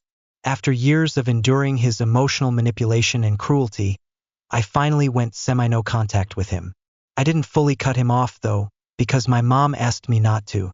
I try to be civil at family events, keeping the peace because I don't want to make things worse for anyone else. But I never expected my dad to be involved in holiday celebrations after the divorce. Yet here he is, still planning to join us for Christmas, and it's making me dread the whole thing. To make matters worse, I recently had a fight with my mom, and she told me that while I'm loved, I'm not liked because I'm too difficult. My sister also jumped in during the argument, telling me that nobody in the family likes or loves me. She never apologized for saying this, and while we've since talked things through, it still really stings. There's this kernel of truth in what they said that I can't shake off. Maybe I am too difficult, but I feel like nobody really makes an effort to meet me halfway. I feel isolated and overlooked in my own family, and it's hard not to react to that. So now Christmas is coming up, and I'm torn. I love my grandfather, he's 97 and still doing well, and I feel obligated not to hurt my mom. But I also can't shake the feeling that if I go home, I'm just going to end up trapped in more emotional turmoil, surrounded by people who I feel don't really care about me. I don't want to spend the holiday dealing with my dad's presence, my mom's frustration, and the general negativity that has surrounded our family for so long. Is it wrong for me to want to skip Christmas this year? I know it would hurt my mom, but I feel like I need to take care of myself for once, especially with everything that's gone down this year. Am I the asshole for opting out of family Christmas? Should I just push through for my grandfather and my mom, or is it okay to prioritize my own mental health for a change? Am I the asshole for asking my friend to stop making me a third wheel in his relationship? So, here's the deal. My name's Eric, 25, and I met my friend Zane, 26, 2 years ago during an internship program. When we first met, I thought Zane was super attractive, and honestly, I was a little flirty with him. But once I found out he was straight and had a girlfriend, I respected that and stopped any flirtatious behavior. Over time, we became good friends, grabbing lunch together and working on projects, though we never hung out outside of work. After the program ended, we didn't keep in touch much. Then, a few months later, Zane reached out and told me his girlfriend had cheated on him and dumped him. He asked if I wanted to go bar hopping, and I was happy to hang out. We reconnected and started spending more time together, going out at least once a week. A few months later, Zane started dating a coworker, Gia. She seemed really nice, and I met her a few times. However, things took a turn one night when I was at Zane's apartment. He went to shower, and I was left alone with Gia. She started grilling me about Zane, how many girls he'd been with, if I thought they'd last, and if I'd ever had a crush on him. I was honest and told her that when we first met, I did find Zane attractive, but that feeling passed quickly, and I now saw him as a close friend. Gia didn't seem thrilled with my answer, but thankfully Zane came back, and we went out. A few weeks later, I hadn't seen Zane or Gia much, but Zane reached out saying he missed me and wanted to hang out. We made plans, but when I showed up, Gia was there too. We went to brunch, and it was fine. But then, I started noticing a pattern.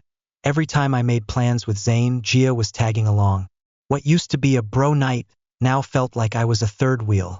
The activities Zane and I used to enjoy together, hitting bars, bowling, kayaking, or grabbing lunch, were replaced with things that Gia enjoyed and I wasn't into. Now, most of our hangouts are at Zane's apartment, where we eat takeout and watch Zane and Gia play video games. I'm not a gamer, so I end up just sitting there on the couch, feeling like a spectator. To make matters worse, I'm driving 35 miles each way to hang out, and it feels like I'm losing my best friend. Zane and Gia work in healthcare too, so we only work 3 days a week, and Gia recently moved in with Zane, so they're together constantly. So, I've been thinking, would I be the asshole if I asked Zane if we could go back to hanging out one-on-one without Gia? I miss the times when it was just the two of us, and I feel like I'm losing that connection with my friend.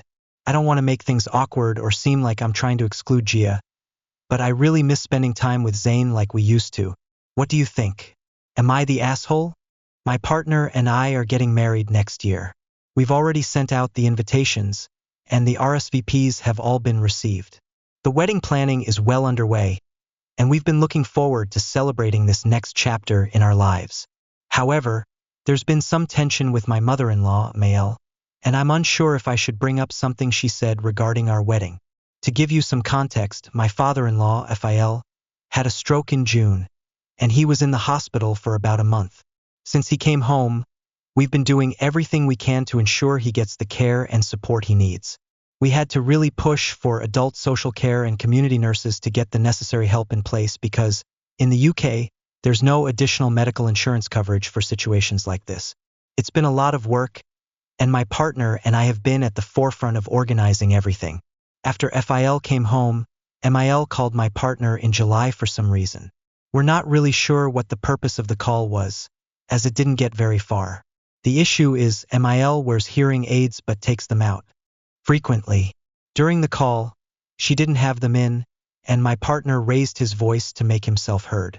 Mael immediately snapped at him not to yell, and then she hung up. Since then, She hasn't made an effort to reach out, except to recently ask for our address to send a Christmas card. Now, I know that might seem like a small thing, but this isn't the first time MIL has acted like this. It's part of a larger pattern of behavior where she does or says something unpleasant, refuses to apologize or even acknowledge it, and expects everyone to just move on without addressing it. For example, earlier this year, during a football match, she made some racist and homophobic comments in our home. I immediately told her that we don't tolerate that kind of language in our house, and if she continued, she'd have to leave. The next day, she told my partner that I made her feel unwelcome, and that it wasn't like she was saying things in front of other people. It's hard to argue with someone who has such an inability to take responsibility for their actions. She's also said some pretty nasty things about people behind their backs, both about family and people she works with. I wouldn't be surprised if she talks about us the same way behind our backs, though of course I can't be sure. Here's where the real issue lies. My partner asked her why she hadn't been in touch with us for the last 5 months and to not send a Christmas card. Instead, he just wanted some kind of explanation. She responded with a snarky "find blame me for everything." And that was that. He's upset because he feels like there is no resolution, and now he's unsure whether she'll show up at the wedding and cause a scene, or if she won't show up at all. But it's not just about her ignoring us or causing tension between my partner and me. It's about something that happened back in May during our mini housewarming party. Emil was there with a few family friends, and they were all talking about how non-traditional we are. Like how we don't have kids, how we bought our house without even seeing it first, and our odd hobbies. It was just a casual conversation, and I wasn't expecting anything particularly mean to come out of it. But then Emil said, "Well, the wedding won't be traditional.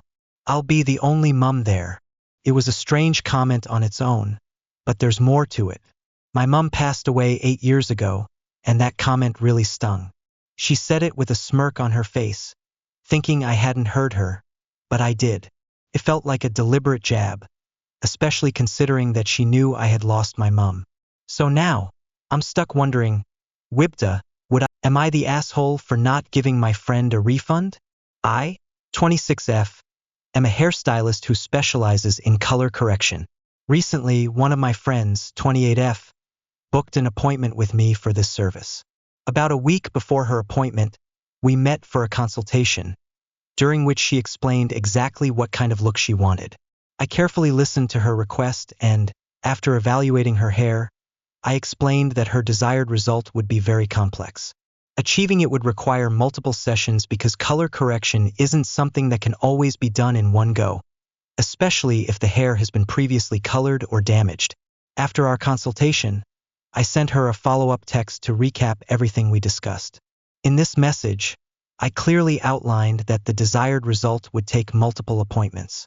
She responded by sending me a TikTok video of a hair color transformation, saying, "This is what I want." I took the time to explain that the video showed a client with very different hair than hers, and the results shown were achieved over several sessions, not just one. I also reassured her that I would do my best to get her to the result she wanted, but I would prioritize the health of her hair above all else, which she agreed to. To ensure everything was clear, I sent her an email before her appointment with all the details and had her sign an agreement. In this document, it was stated explicitly that color correction would require multiple sessions and that the final result may take time to achieve.